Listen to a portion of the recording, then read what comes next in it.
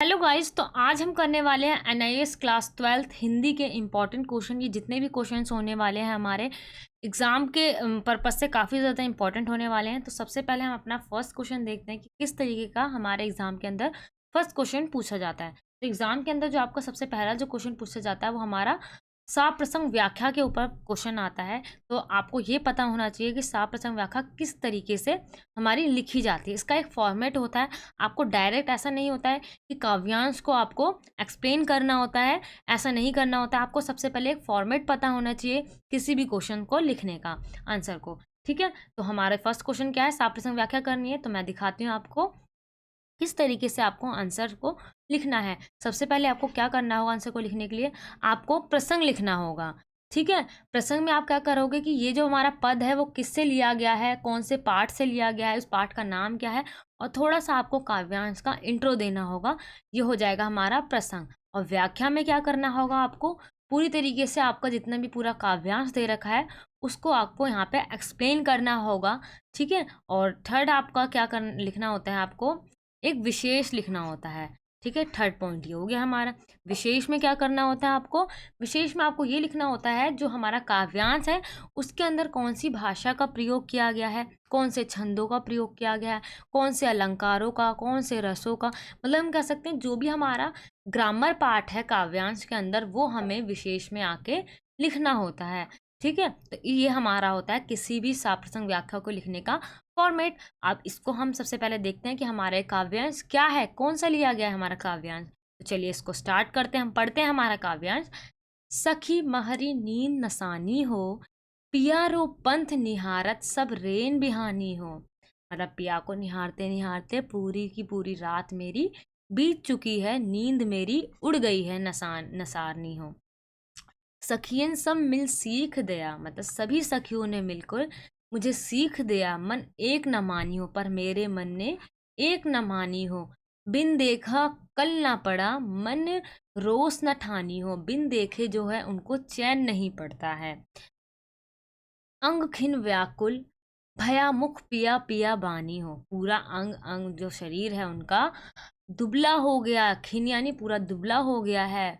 व्याकुल हो उठी हैं वो कृष्ण के प्रेम में, अपने प्रियतम से जब बिछड़ी हैं उसके प्रेम में वो बिछड़कर व्याकुल हो गई हैं, बेचैन हो गई हैं। अब उनके पूरे मुख पर पिया पिया की बानी है, यानी उन्हीं का नाम है।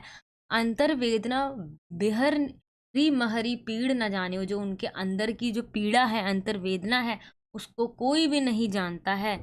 ज्यों चातक घनुकु रटे, मतलब कि जैसे चातक जो है घन को एक मतलब आंख से देखता रहता है, एक ही नज़र से, मतलब टकता रहता है एक ही उस मतलब कब कब उसकी बारिश होगी वो उस राह में बैठा रहता है।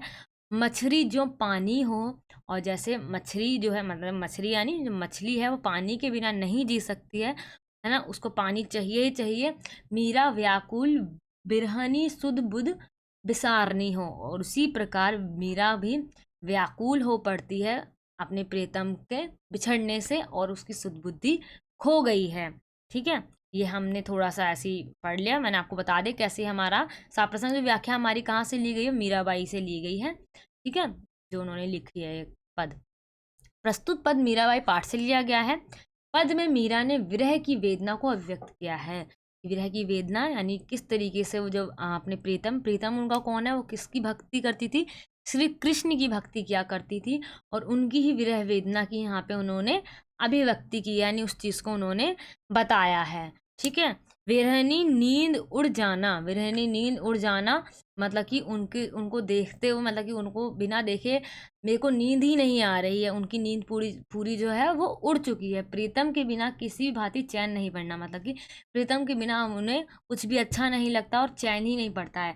इस भाव को जो मीरा ने काफ़ी ज़्यादा मार्मिकता के साथ प्रभावशाली ढंग से प्रस्तुत किया, मतलब कि उन्होंने काफ़ी सुंदर तरीके से अपनी जो विरह वेदना है उसको उन्होंने बहुत ही सुंदर तरीके से काव्यांश यानी हमारे पद में बताया है। ठीक है, ये हमारा हो गया प्रसंग। इस तरीके से आपको प्रसंग लिखना है। अगर कोई सा भी आपका काव्यांश आता है, मैं ज़रूरी नहीं है कि आपका यही काव्यांश आए, लेकिन अगर ये आता है तो मच बेटर, बट अगर नहीं आता है तो आपको पता होना चाहिए कि कैसे साप्रसंग व्याख्या लिखनी है।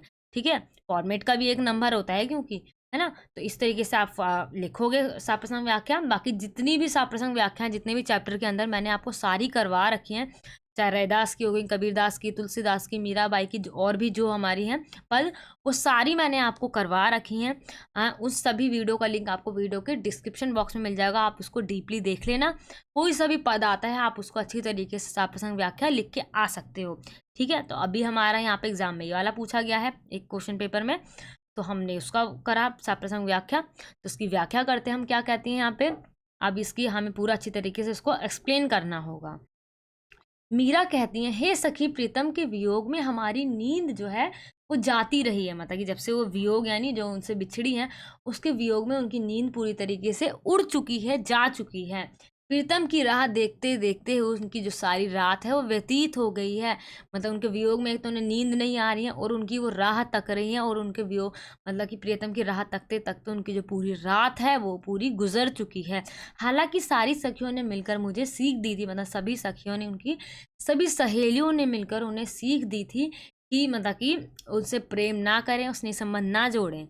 पर मेरे मन ने उनकी एक ना मानी, पर उनके मन ने, उनके दिल ने उनकी सखियों की एक ना सुनी, और मैंने, मतलब मैंने यानी मीराबाई ने कृष्ण से ये स्नेह संबंध जोड़ ही लिया। अब ये हालत है कि उन्हें देखे बिना मुझे चैन नहीं पड़ता। अब कैसी हालत हो चुकी है उनकी कि उन्हें देखे बिना उनको चैन नहीं पड़ता, और बेचैनी भी जैसे मुझे अच्छी लगने लगी है, और जो ये बेचैनी होती है वो उन्हें काफ़ी ज़्यादा अच्छी भी लगती है। मेरा सारा शरीर अत्यंत दुबला और व्याकुल हो गया है। मतलब कि जो उनका पूरा शरीर है वो बहुत ज़्यादा पतला हो गया है। जब किसी की यादों में खोए रहेंगे, खाना नहीं खाएँगे, अपनी पूरी अच्छी तरीके से नींद नहीं लेंगे, सोएँगे नहीं, तो शरीर तो दुबला होगा ही। दुबला यानी पतला, है ना? और व्याकुल यानी बेचैन रहना, हमेशा मतलब बेचैन रहती हूँ, कुछ भी अच्छा नहीं लगता। तो काफ़ी ज़्यादा एक पीड़ादायक है ये दुःख, है ना? तथा मेरा मुख सिर्फ़ क्या हो गया है, प्रीतम का ही नाम है। मेरे मुख पे सिर्फ़ और सिर्फ़ प्रीतम का ही नाम है। उन्होंने श्री कृष्ण की रट लगा ली है। मीरा कहती हैं, हे सखी मेरे विरह ने मुझे तो आंतरिक पीड़ा दी है। उनके जो विरह है उसने उनको काफ़ी ज़्यादा आंतरिक पीड़ा दी है, दुःख दिया है। उस पीड़ा को कोई नहीं जान सकता, जो पूरे संसार में उनके इस दुःख को कोई भी नहीं जान सकता। जैसे चातक बादल की ओट एकटक दृष्टि से लगाए रहता है, मतलब एक दृष्टि से सिर्फ़ और सिर्फ़ जो बादलों को वो देखता रहता है। यहाँ पे उन्होंने, मीराबाई ने एक हमें उदाहरण प्रस्तुत करा है अपने वियोग को समझाने के लिए। ठीक है, उन्होंने जैसे एक चातक का एग्जाम्पल दिया। चातक एक पक्षी है, जैसे वो बादलों की ओर देखता रहता है, निहारता रहता है एक दृष्टि से कि बरसात कब होगी, पानी कब बरसेगा, और उसको खुशी मिलती है उस चीज़ में। और जैसे मछली पानी के बिना नहीं रह पाती है, तड़पती रहती है अगर पानी ना मिले, है ना? तो उसी प्रकार जो मीराबाई भी हैं वो श्री कृष्ण के बिना तड़पती रहती हैं। ठीक उसी प्रकार मैं अपने प्रीतम के लिए तड़पती हूँ। मतलब उन्होंने भी इसी के समान तड़पना अपना बताया है। उन्होंने उदाहरण देके हमें समझाना चाहा है। विरह के वियोग में मैं अत्यंत व्याकुल हो गई हूँ, और इस व्याकुलता में मैं अपनी शुद्ध बुद्धि भी खो बैठी हूँ। जो उनकी पूरी बुद्धि जो है वो भ्रष्ट हो चुकी है, खो बैठी हैं, उनको कुछ समझ नहीं आ रहा, कुछ अच्छा नहीं लग रहा। सिर्फ और सिर्फ वो श्री कृष्ण की रट लगाई हुई हैं, उन्हीं के विरह में वो तड़पती रहती हैं, और उस दुख को संसार में और कोई भी नहीं समझ सकता। ये क्या हो गया हमारे यहाँ पे, उसकी व्याख्या हो गई। काफ़ी सुंदर तरीके से मैंने बता दिया है इसको, आपको अच्छी तरीके से समझ में आ गया होगा, है ना? और इसका विशेष क्या है हमारा, सबसे पहले इसकी भाषा हमारी ब्रज भाषा में ही हमारा ये जो पद है वो लिखा गया है। ये काव्य गति काव्य है, मतलब ये काव्य जो है ये काफ़ी ज़्यादा लयात्मक है। मतलब इसको हमें लय के साथ पढ़ना होगा, रुक रुक के नहीं पढ़ना। इस काव्यांश को काफ़ी गति में लिखा गया है। और वियोग श्रृंगार रस है हमारा। वियोग का मतलब कि यहाँ पे श्री कृष्ण और मीराबाई के वियोग को काफ़ी सुंदर तरीके से अभिव्यक्ति की गई है, तो उस वो रस यहाँ पे प्रयोग किया गया है। अब इसी के हमारे अथवा में हमारा एक और है। हमारे फर्स्ट जो क्वेश्चन आएगा एग्जाम के अंदर, उसका एक का और एक खा पाठ करके आएगा। ठीक है, इन दोनों में से आपको सिर्फ एक ही का साप्रसंग व्याख्या करनी होगी। यहाँ पे मैं आपको दोनों करवा रही हूँ, ठीक है, बट आपको एग्जाम के अंदर सिर्फ एक ही करके आना होगा। ठीक है, इसकी अथवा वाला नहीं करना है। आपको जो सबसे अच्छी तरीके से आता हो, आपको लगे कि हाँ मैं इसको काफ़ी अच्छे तरीके से इसकी व्याख्या कर लूँगा, विशेष लिख लूँगा या लिख लूँगी, वही आपको एग्जाम के अंदर करके आना है। ठीक है, जो हमारा इसका अथवा में है, मैं यहाँ पे आपको दोनों करवा रही हूँ क्योंकि, तो आपको जो अच्छा लगे आप वो करना एग्जाम के अंदर। संपदन में चीर निस्पदन बहा, करदन में आहात विष फंसा, नैनों में दीपक से जलते, पलकों में निर्झनी मछली। ये हम इतना ही पढ़ के, अगर आपने ये चैप्टर पढ़ा होगा, मैं नीर भरी दुख की बदली, जो हमारा महादेवी वर्मा द्वारा लिखा गया है, वो उससे लिया गया है। ठीक है, आपको ऐसा होना चाहिए, कोई भी व्याख्या आ जाए आपकी, सात प्रसंग व्याख्या, आपको एक दो लाइन पढ़ के ही पता चल जाना चाहिए, अच्छा ये हमारा इस चैप्टर से लिया गया है। जब भी आप इसकी अच्छी तरीके से व्याख्या करके आप आओगे, इसलिए आपके जितने भी आपके पद वाले चैप्टर हैं उनको आपको अच्छी तरीके से करके जाना है। मैं आपको दोबारा बता रही हूँ, क्योंकि मैंने आपको ये सारे जितने हमारे चैप्टर हैं सात प्रसंग व्याख्या के, वो मैंने आपको अच्छी तरीके से समझा रखे हैं। उनका लिंक आपको वीडियो के डिस्क्रिप्शन बॉक्स में मिल जाएगा। ठीक है, आगे क्या है, मैं मेरे पग पग संगीत भरा, श्वासों से स्वपन पराग झरा, नभ के नभ रंग बुनते, दुकुल छाया में मलय बयार पली। ठीक है, ये हमारा उनसे लिया गया है। इसका हम पहले क्या करेंगे, प्रसंग करेंगे। हमें पता है प्रसंग में क्या लिखना है हमें, कि लेखिका कौन है और ये किस पाठ से हमारा लिया गया है, वो हमें लिखना होगा। इसका कविता का थोड़ा सा हमें अर्थ बताना होगा सबसे पहले। हाँ, ये एक बात इसमें इंपॉर्टेंट है इस चैप्टर की, इस पद में हम ये देखेंगे कि ये पद जो हमारा दो अर्थों में बताया गया है, समांतर अर्थों में हमारे को ये बताया गया है। पहला हमारा जो है जल पूर्ण जो पूरे उमड़ते हुए बादल हैं उसके रूप में, पहला जो है हमारा बादल के रूप में बताया गया है। और एक जो दुख भरी वेदनाग्रस्त एक नारी है उसके रूप में दिखाया गया। दो अर्थ हो गए इसके। ठीक है, तो हमें ये वाले इसके जितने भी हमारे पद हैं वो दो अर्थों में हमें समझना होता है। एक हमें बादल के रूप में, एक हमारी जो विरह वेदना से ग्रस्त नारी है उसके रूप में। और ये नारी स्वयं एक कावित्री भी हो सकती हैं। कावित्री कौन है हमारी, इसकी महादेवी वर्मा जी हैं। तो उसको आपको नारी के रूप में आप महादेवी वर्मा भी समझ सकते हो कि ये सब इन पे गुजर रही है, या आप कोई भी एक नारी को इमेजिन कर सकते हो। बादल तो यहाँ पे दिखाई रहा है। ठीक है, दो अर्थों में यहाँ पे बताया गया है। तो हम जिसकी व्याख्या करेंगे वो भी हमें दो अर्थों में करनी होगी। अगर आपका नीर भरी दुख की बदली से अगर आपका पद आता है तो आपको दो अर्थों में यहाँ पे आपको व्याख्या लिख के आनी होगी। ठीक है, सबसे पहले आपको एक बादल के पक्ष में और एक विरहणी जो नारी है उसके पक्ष में। सबसे पहले हम बादल के अर्थ समझते हैं इस पद को। बादल ही मतलब कि जब बादल गरजते हैं, बादलों की हर गर्जन के पीछे और हलचल के पीछे स्थिरता बसी है। जब बादल गरजते हैं, जब आसमान के ऊपर काले काले बादल छा जाते हैं तो गरजना स्टार्ट हो जाते हैं, बिजली कड़कती है ना, उमड़ते हैं, काफ़ी शोर होने लग जाता है पूरे वातावरण के अंदर। तो वो जो हलचल मची हुई है पूरे संसार के अंदर जब बादल उमड़ रहे हैं, है ना, तो उस पूरी हलचल के पीछे क्या है, एक स्थिरता बसी हुई है, एक शांति बसी हुई है। ठीक है, मानो कोई है जिस पर इस गर्दन का मतलब क्या होता है, इस शोर का कोई भी प्रभाव नहीं पड़ रहा है। ये जितनी भी हलचल है उसका उस पर कोई भी प्रभाव नहीं पड़ रहा है, पर निस्पदन वह रहता है। और हमेशा क्या रहता है, वो हमेशा निस्पदन रहता है। निस्पदन का मतलब क्या होता है, वो हमेशा स्थिर रहता है, शांत रहता है, उस पर इस सारी हलचल इस शोर का कोई भी प्रभाव नहीं है। जबकि उस गर्जन पर विश्व प्रसन्न होता है। पर बहुत सारे लोग ऐसे हैं जो इस गर्जन इस हलचल से काफ़ी ज़्यादा प्रसन्न होते हैं।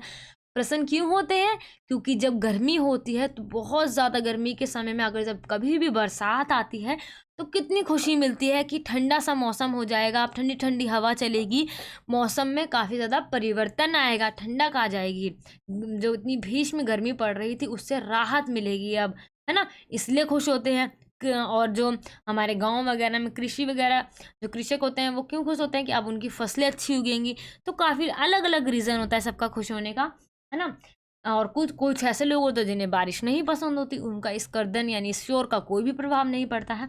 इसलिए बादलों की हलचल और गर्जन उन्हें प्रसन्न कर जाती है। ठीक है, बादलों में बसी विद्युत की कौन, विद्युत यानी जो बिजली की जो चमक है वो किसकी तरह प्रतीत हो रही है, एकदम दीपकों की तरह प्रतीत हो रही है। जो हमारे दीप होते हैं यानी जो दिए जब जलते हैं उसकी तरह ही जो बादलों के अंदर जो बिजली कड़क रही है वो उसके समान प्रतीत हो रही है।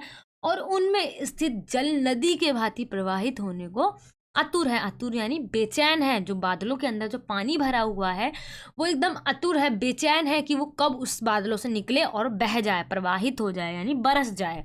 ठीक है, ये हमारा बादल के पक्ष में हो गया। अब दूसरा पक्ष हमारी वृहणी के पक्ष में है। उसके संपदन में वह चीर निस्पदन बसा है, जो सदा से संपदन रहित है, स्थिर है। मतलब कि उसके हर शोर के पीछे एक निष्पदन बसा, स्थिरता बसी है और मानो संपदन रहित है, वो सदा से ही क्या है, संपदन यानी हलचल रहित हो। बादलों की गर्जन में पीड़ित और चोट खाए हुए संसार के लोगों की पीड़ा की अभिव्यक्ति हो रही है। जो बादल की जो गरज यानी जो इतनी ज़्यादा शोर आ रहा है संसार में, ऐसा लग रहा है कि संसार में लोगों ने जो चोटें खाई हैं, वो जो शोर आ रही है वो उस चीज़ की अभिव्यक्ति, जो चिल्ला रहे हैं लोग, है ना, उस चीज़ की अभिव्यक्ति है ये, है ना। और ऐसा प्रतीत होता है कि ये गर्जन है और उन्हीं की वो सब पुकारे हैं और किसी की पीड़ा का स्वर नहीं है। और एक तरफ वो कहते हैं कि किसी की पीड़ा का स्वर नहीं है, बल्कि कोई जोर जोर से हंस रहा है। यहाँ पे दो अर्थ बता दी उन्होंने कि ऐसा लग रहा है कि कोई पीड़ा वाले लोग जो हैं वो शोर मचा रहे हैं, और एक तरफ ऐसा लग रहा है कि कोई जोर जोर से हंस रहा है। परंतु यह किसी एक प्रेमी का कर्दन है, मतलब परंतु ये किसका कर्दन है, कर्दन यानी परंतु ये किसका शोर है, ये एक प्रेमी का शोर है जो अपनी प्रेमिका को पुकार रहा है। गृहिणी की आंखों में दीपक से जलते रहते हैं। जो गृहिणी की आंखें जो हैं वो आंसुओं से भरी रहती है हमेशा, और वो आंसू से भरे रहने के कारण उसके अंदर एक चमक है, वो चमक जो है वो दीपक की तरह प्रतीत हो रही है। जैसे बादल के अंदर जो पानी भरा हुआ है वो अतुर हैं, और वो मतलब बहने के लिए अतुर हैं, और बादलों के अंदर जो चमक उठ रही है, बिजली कड़क रही है, वो एकदम दीपक के तरह प्रतीत हो रहे हैं। उसी तरह जो गृहिणी की आंखों के अंदर जो आंसू हैं वो एकदम दीपक की तरह प्रतीत हो रही हैं। ये दीपक विरहाग्नि के भी हो सकते हैं और आशा के भी, ठीक है। आंसू उसकी पलकों से नदी के समान बहने को आतुर हैं, मतलब कि जो आंसू भरे हुए हैं विरहनी की यानी नारी की आंखों में, वो क्या है, आतुर हैं बहने के लिए।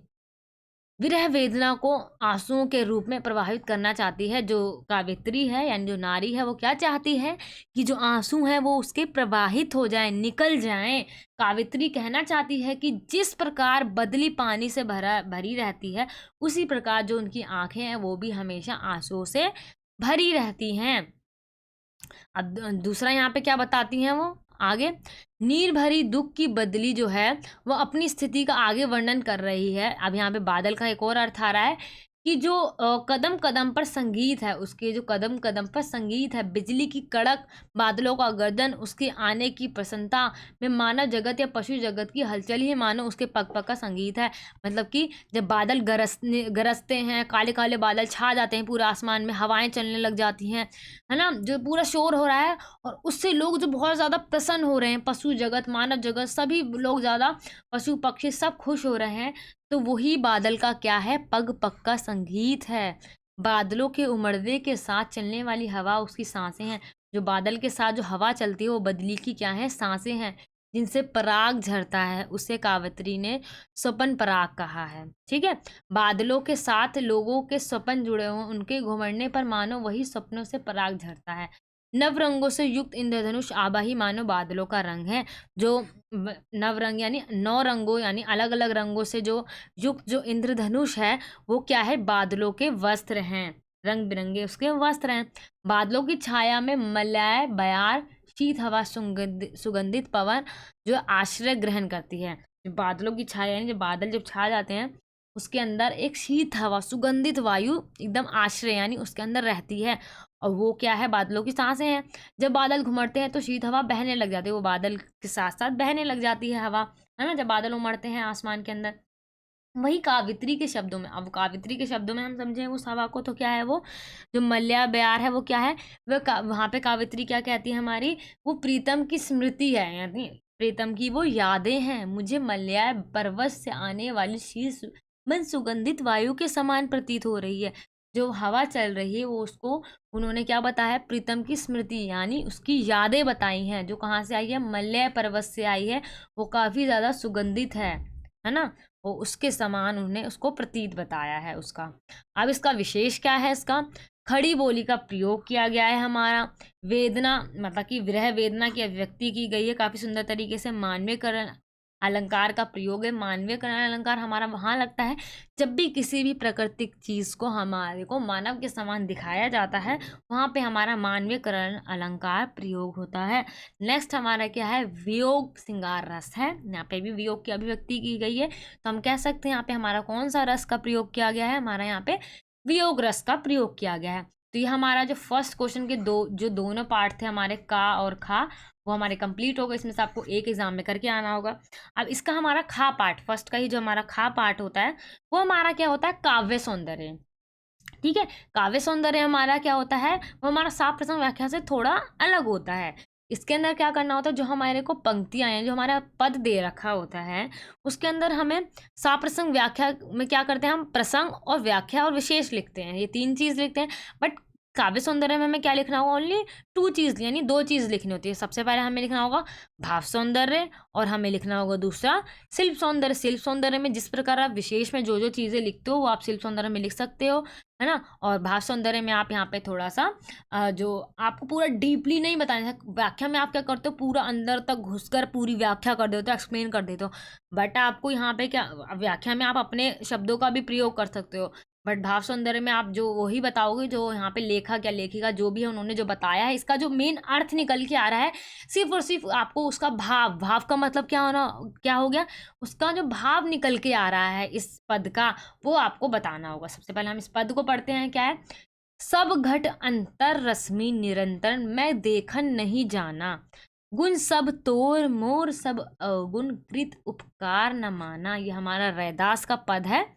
ठीक है, यहाँ पे हम पहले बता देते हैं, ये पंक्ति हमारी कवि रैदास पद से ली गई है। यहाँ पे क्या बताया गया है, तो यहाँ कवि रैदास जी कहते हैं कि हे ईश्वर, आप तो सभी जगह घट निवास करते हैं, यानी सब घट अंतर रश्मि यानी रमसी निरंतर, यानी सब घाट में आप बसते हो, निवास करते हो। मैं ही कभी आपको नहीं देखा, मैं देखन नहीं जाना, मैं ही कभी आपको देख नहीं पाया। आपके अंदर गुण ही गुण है, गुण सब तोर, गुण सब तोर यानी आपके अंदर सब गुण है, मोर सब अवगुण, मेरे अंदर सारे अवगुण हैं, जबकि मेरे अंदर अवगुण ही अवगुण है और ही अवगुण है। आपने मुझ पर कितने उपकार करे हैं, यहाँ पे क्या है ना, कृत उपकार न माने, यानी जो ईश्वर ने उनके ऊपर काफी ज्यादा उपकार करे हैं, पर उन उपकार को वो कभी भी समझ नहीं पाया, महत्व नहीं दे पाया। लेकिन मैं उनका महत्व नहीं समझ पाया, वो जो उन्होंने, ईश्वर ने जो उनके ऊपर उपकार करे वो उनको नहीं समझ पाया, उनके महत्व को। तो सिंपल यहाँ पे 2-3 लाइन में आपने इसका भाव सौंदर्य कर दिया, बिल्कुल भी मुश्किल नहीं था, है ना। अब यहाँ पे शिल्प सौंदर्य में आप लिखो, कवि हमारे रैदास हैं, पद की जो भाषा है वो हमारी ब्रज भाषा में रचित है, पद राग रगनियों में बंधे हुए हैं। ठीक है, यहाँ पे हमारा हो गया क्या, काव्य सौंदर्य। अब यहाँ पे आ जाता है आपका क्वेश्चन आंसर। ठीक है, ये मैंने आपको 1-2 इसलिए बता दिए किस तरीके से आपको व्याख्या और काव्य सौंदर्य करना है, ये मैंने आपको हिंट दिए हैं। अब जरूरी नहीं है कि आपके एग्जाम में यही वाला पद और यही वाला काव्य सौंदर्य करने के लिए आ जाए, हो भी सकता है आ जाए, और नहीं भी आता है तो आपको फॉर्मेट तो पता चल गया है। और जो भी आपको कहीं से भी, आपके किसी भी पद में से अगर आ जाता है कोई भी पद अलग सा, तो उसका वीडियो का लिंक आपको वीडियो के डिस्क्रिप्शन बॉक्स में मिला हुआ है, आप सारी वीडियो देख लेना, आपको आसानी से कोई भी पद की आप कोई भी काव्यांश, काव्य सौंदर्य भी कर सकते हो, साथ प्रसंग व्याख्या भी इजिली कर सकते हो आप। ठीक है, और ये जितने भी इंपॉर्टेंट क्वेश्चन है आपको अच्छी तरीके से एग्जाम में पढ़ के जाना है। इन्हीं सारे क्वेश्चन में से ज़्यादातर आपके क्वेश्चन एग्जाम के अंदर आने वाले हैं, 1-2 भले ना आए, बाकी ज़्यादातर क्वेश्चन इसी में से ही आएंगे आपको। इसलिए इस पीडीएफ को आप अच्छी तरीके से पढ़ के जाना। इस पीडीएफ का लिंक भी आपको वीडियो के डिस्क्रिप्शन बॉक्स में मिल जाएगा। ठीक है, क्वेश्चन देखते हैं हमारा क्या है, फाग पद में गोपिका की आंख से क्या निकल गया और क्या रह गया। ठीक है, इसके लिए आपको चैप्टर में आपने इसको पढ़ा होगा, जब भी आप इसका आंसर दे सकते हो। ठीक है, तो यहाँ पे हम आंसर देख लेते हैं। आप अगर आपके पास अगर चैप्टर पढ़ने का टाइम नहीं है, तो यहाँ पे जो मैंने क्वेश्चन आंसर करवा रखे हैं, जितने भी यहाँ पे आपको मैंने उत्तर के साथ सारे प्रश्नों को करवाया है, तो आप इन सारे क्वेश्चंस को जितने भी अच्छी तरीके से पढ़ के जाना। ठीक है, ताकि आप एग्जाम में कुछ तो लिख के आओ, आपको क्वेश्चन कोई भी छोड़ के नहीं आना है, सभी क्वेश्चन का आंसर आपको लिखना ही लिखना है। ठीक है, इसका उत्तर पढ़ते हैं। फाग के माह में गोपिका की आंखों से गुलाल निकल गया, लेकिन श्री कृष्ण की छवि गोपिका की आंखों में रह गई। शायद गोपिका को कृष्ण के प्रति प्रेम की भावना आ जाती है, जिसकी चर्चा वह अपनी सखी से करती है, उसे सौगंध भी देती। गोपिका कहती है कि मैं कहाँ जाऊं और किस प्रकार प्रयास करूं, क्योंकि आंखें बार बार धोने से मेरी पीड़ा बढ़ रही है, परंतु श्री कृष्ण मेरी नेत्रों से में जो है समा गए हैं, उसे निकालना मेरी समर्थ के परे है। यहाँ पे कवि वो गोपिका क्या कह रही है अपनी सखी से, कि जब उन्होंने श्री कृष्ण को देखा तो वो जो छवि है उनकी आंखों यानी उनके दिल में बस गई, और उनकी आंखों में अचानक से गुलाल चला गया। तो वो गुलाल तो वो धो के निकाल लेंगी, है ना। बट जो छवि, जो प्रेम आ गया है, वो कैसे निकालेंगे? उसको धो धो के वो परेशान हो गई हैं, बट वो पीड़ा जा ही नहीं रही हैं। वो अपनी सखी से सौगंध भी खाती हैं, कहती हैं कि मैं इसको निकालना चाह रही हूँ, बट ये नहीं निकल रहा है, मेरे से नहीं हो रहा है। वो उनके सामर्थ्य इसके परे है, वो उनसे हो नहीं सकता है सब, ठीक है। और इसी चैप्टर का दूसरा क्वेश्चन क्या है? पाक पद में गोपिका किसे और क्यों धो धोकर हार गई? जैसे यहाँ पे हमने बताया, किसे धो रही है? वो गुलाल को धो रही है, बट वो हार क्यों गई? क्योंकि वो निकल नहीं रहा है। बट गुलाल निकल जाएगा, लेकिन श्री कृष्ण की जो छवि, जो उसका प्रेम है, वो जो उनके मन में बस गया, वो नहीं निकल सकता अब। फाक पद में गोपिका की आंखों में बसे श्री कृष्ण के प्रेम को धो धोकर वो हार चुकी हैं। गोपिका इसलिए हार गई है क्योंकि मतलब कवि ने कृष्ण के प्रति उमड़े प्रेम को आंखों में अबीर पड़ने की स्थिति से वर्णित किया है। मतलब जब अबीर पड़ जाता है तो वो काफ़ी आसानी, सरलता से वो धुल जाता है, बट उतनी सरलता से कृष्ण का प्रेम नहीं धुल सकता है, क्योंकि वो प्रेम जो है वो पानी से थोड़ी निकल जाएगा। आँख में कुछ चला गया, हमने उसको पानी से धो लिया, वो निकल जाएगा, लेकिन जो दिल में, जो आँखों में जो उनकी छवि रह गई, वो पानी से कैसे निकलेगी? वो जो प्रेम जो है वो कैसे निकलेगा पानी से? वो नहीं धुल सकता अब। ना गोपिका ऐसा चाहती है। गोपिका के मन में एक कोने में ऐसी भी जगह है जो ऊपर ऊपर से अपनी सखी को दिखा रही है कि मैं चाहती हूँ उन्हें निकालना, बट नहीं हो रहा है। बट वो एक जगह ऐसा चाहती हैं कि नहीं, ऐसा ना हो। वो उनसे काफ़ी ज़्यादा प्रेम करने लग गई हैं। वह तो अपनी सहेली की सौगंध खाकर उसे आश्वासन दिलाना चाहती हैं कि वह कृष्ण को निकाल नहीं पा रही हैं, और ना उसे उसका कोई उपाय सूझ रहा है। बस वो अपनी सहेली के सामने, सखी के सामने ऐसा दिखावा कर रही हैं। अब नेक्स्ट क्वेश्चन क्या है? पद्माकर के फाग वर्ण में गोपिका की किस विविधता और दैन्यता का उल्लेख किया गया है? गोपिका की विविधता यह है कि कृष्ण के साथ होली खेलते हुए उसकी आंखों में जहाँ अबीर अर्थात गुलाल पड़ गया है, वह हृदय में कृष्ण भी बस गए हैं। अब यहाँ पे देखोगे, आपको एक ही क्वेश्चन कितना अलग अलग तरीके से दिया गया, घुमा फिराकर आंसर आपको वही लिखना है कि वो कृष्ण को निकालना चाह रही हैं, कृष्ण नहीं निकल रहा है, वो उनकी विविधता है, वो धो धो कर हार गई है। तभी क्वेश्चन का आंसर एक ही है, थोड़ा थोड़ा अलग करके लिखना है आपको। क्वेश्चंस को आपको काफ़ी अलग अलग वेराइटी में आपको दिया गया है हर एग्जाम के अंदर। तो मैंने आपको यहाँ पे 3-4 क्वेश्चन एक ही चैप्टर में से दे दिए हैं कि इस तरीके से भी आपके एग्जाम में पूछा जाएगा, इस तरीके से भी पूछा जाएगा। बट आपको आंसर, अगर आपने क्वेश्चन समझ लिया ना, तो आप आंसर चुटकी में लिख दोगे। क्वेश्चन सबसे पहले समझना जरूरी है कि क्या पूछ रहा है क्वेश्चन हमसे, क्या चाहता है, क्या मांग रहा है हमसे। ये आंसर तो आप खुद बना के लिख लोगे अगर आपने चैप्टर अच्छी तरीके से पढ़ा है तो। ठीक है, यहाँ पे व्यवस्था यही है कि वो धो धोकर आंखों से गुलाल निकालना चाह रही है, वो निकल गया, बट वो जो श्री कृष्ण की जो छवि है वो नहीं निकल रही है। वो कैसे निकालूं? वो जो उनकी विविधता है, परेशानी है, वो नहीं निकल रही है ना। वो यहाँ पे उन्होंने बताया है, क्योंकि श्री कृष्ण जो है उनके दिल में समा गए हैं। ठीक है, 3 तरीके से वो क्वेश्चन पूछा गया, बट वो इसका आंसर एक ही तरीके का था। नेक्स्ट क्वेश्चन क्या है? कृष्ण के प्रति मीरा का प्रेम किस प्रकार था? अब ये मीराबाई के चैप्टर में से लिया गया है हमारा। मीरा का कृष्ण के प्रति प्रेम ऐसा है जिसमें प्रेम भी है और भक्ति भी है, क्योंकि जो मीराबाई है कृष्ण जी की भक्ति थी, भक्ति करा करती थी, और उनसे प्रेम भी करा करती थी, है ना। उनके प्रेम में प्रेम और भक्ति का मिश्रण है, प्रेम भी है और भक्ति भी, दोनों मिश्रण है उनके, जितने भी उनके पद वगैरह हैं। मीराबाई कृष्ण को अपना प्रीतम मानती थी। ठीक है, वो उनको क्या मानती थी? अपना प्रीतम यानी पति माना करती थी। वो बचपन से ही कृष्ण को काफ़ी ज़्यादा प्रेम करा करती थी। भले उनकी शादी किसी राजघराने में हुई थी, पर फिर भी जब उनकी थोड़े समय बाद उनकी पति की मृत्यु हो जाती है, तो वो किसी और से शादी ना कर कर वो अपना पूरा जीवन श्री कृष्ण को न्यौछावर कर देती है, उनकी भक्ति में ही लग जाती हैं और उन्हें ही अपना पति मान लेती हैं, और पूरी जीवन भर उन्हीं की भक्ति और उन्हीं से प्रेम करती है और उन्हीं को अपना पति मानती हैं। अपने भौतिक जीवन के पति की मृत्यु के बाद उन्होंने कृष्ण के प्रति अपने को पूरी तरह समर्पित कर दिया, मतलब कि अपने को पूरा समर्पित कर दिया। किसको? श्री कृष्ण जी को उन्होंने अपने को दे दिया और अपनी प्रेम भरी भक्ति भावना को प्रकट करना आरंभ कर दिया। उन्होंने अपने प्रेम में भक्ति रस घोलते हुए अपने प्रेम को भक्ति में बना दिया। ठीक है, अपने प्रेम के अंदर उन्होंने भक्ति को घोलते हुए क्या बना दिया? भक्ति में बना दिया। यही हमारा मीरा का प्रेम है। मीरा की रातों की नींद क्यों उड़ गई? जैसे हमने अभी ऊपर भी जब हमने वो पढ़ा था साप्रसंग व्याख्या, उसके अंदर क्यों उड़ जाते हैं? क्योंकि वो प्रीतम श्री कृष्ण के जो वियोग में बेचैन है, उस वजह से उनको नींद ही नहीं आ रही है, तो रात की नींद इसलिए उड़ गई। क्योंकि वो श्री कृष्ण के वियोग में बेचैन रहती हैं और उन्हें नींद नहीं आती है। ठीक है, अब नेक्स्ट क्या है हमारा क्वेश्चन यहाँ पे, मीरा की आंतरिक पीड़ा का कारण क्या है।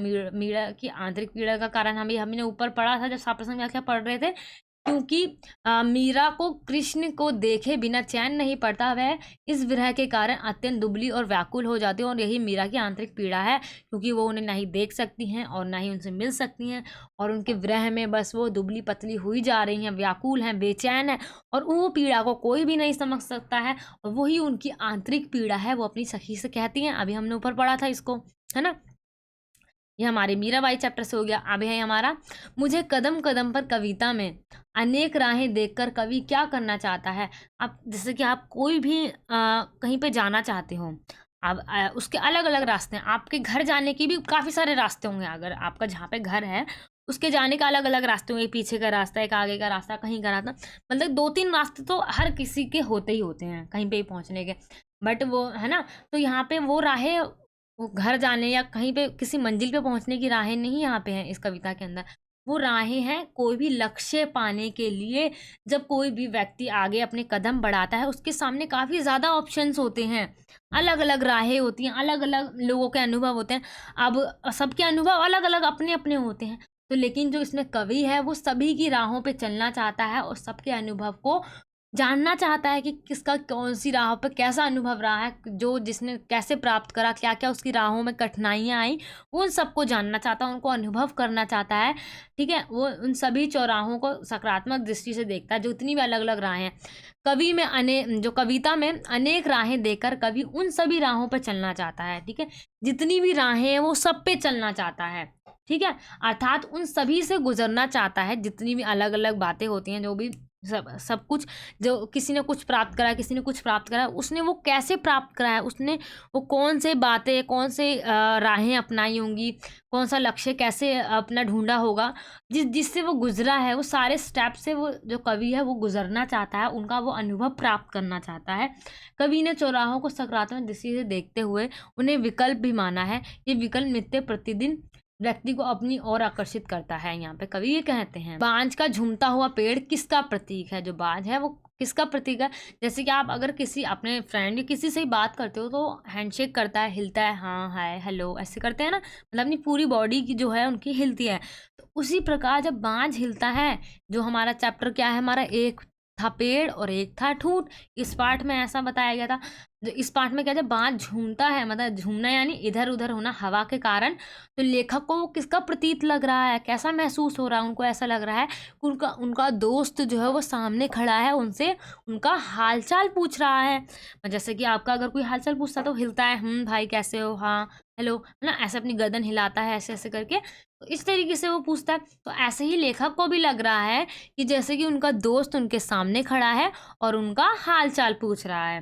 ठीक है, एक था पेड़ और एक था ठूंठ में लेखक ने हिटलर और स्टॉलिन का उदाहरण किस रूप में दिया है। जो हमारा हिटलर और स्टॉलिन काफ़ी तानाशाही थे, है ना, तानाशाही नेता थे, तो इनका उदाहरण उन्होंने किस रूप में दिया, उन्होंने अड़ियल और जिद्दीपन के स्वभाव के कारण उन्होंने उनका उदाहरण दिया है कि अगर कोई भी व्यक्ति अपने जीवन में अड़ियल और ज़िद्दी रहता है तो उसका अंत संभव है। इसलिए व्यक्ति को क्या होना चाहिए, परिस्थिति के अनुसार ढलना और झुकना सीखना चाहिए। अगर वो स्टॉलिन और हिटलर के समान अपने ही विचारों और अपने ही बातों को अगर सर्वश्रेष्ठ माने कि मैं ही सही हूँ और कुछ सही नहीं है, अब बस मेरी ही बातें सही है, बाकी सबकी गलत है, अगर ऐसा कोई व्यक्ति है तो उसका अंत संभव है, वो भी बुरी तरह से उसका अंत होता है, जैसे स्टॉलिन और हिटलर का हुआ था अंत। इसलिए उन्होंने यहाँ पे उन दोनों का उदाहरण दिया है।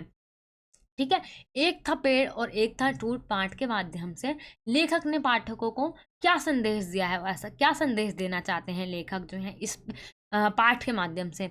एक था पेड़ और एक था ठूंठ के जो लेखक क्या संदेश देना चाहते हैं, व्यक्ति को जीवन में परिस्थितियों से समझौता क्या है, मतलब कि एक सीमा तक करना चाहिए, मतलब कि हमेशा नहीं कि हर परिस्थिति के सामने झुक जाओ, सबके सामने झुक जाओ, ऐसा भी नहीं होना चाहिए। जैसे कि एक पेड़ की जड़ के समान हमें अपना आदर्शों, सिद्धांतों व जो हमारी दृढ़ता होती है उसमें रहना चाहिए, मतलब कि एकदम हमारी जड़ जो है मजबूत होनी चाहिए। और उसी तरह समन्वयवादी बनना चाहिए, मतलब कि जब परिस्थिति ऐसी लगे कि हाँ हमें झुकना है तो हमें झुक जाना चाहिए, लेकिन अगर हर बात पर अगर हम झुकते रहेंगे तो लोग हमें दबाते रहेंगे और झुकाते रहेंगे, है ना। ऐसा वो कहते हैं। जिस तरह हवा में झूमता पेड़ होता है, इससे ये हमें यह भी शिक्षा मिलती है कि विपरीत परिस्थितियों में हमें विवेक से काम लेना चाहिए, यानी विवेक यानी दिमाग से काम लेना चाहिए। आपने अड़ियल और ज़िद्दीपन नहीं दिखाना चाहिए, और जो हमारी परिस्थितियों से सोच समझकर समझौता करना चाहिए। और इस निबंध प्रभावपूर्ण बन गया, जो निबंध हमारा काफ़ी ज़्यादा प्रभावपूर्ण बन गया है। भाषा जो है यहाँ पे हमारी साधारण बोलचाल की भाषा है, ठीक है। तो यहाँ पे हमें ये संदेश देना चाह रहे हैं कि हमें, मतलब कि सारी परिस्थितियों में नहीं झुकना चाहिए। कुछ ऐसी परिस्थितियाँ होती हैं, हमें हर जगह अपने आप को सर्वश्रेष्ठ, अड़ियल या ज़िद्दी नहीं दिखाना चाहिए।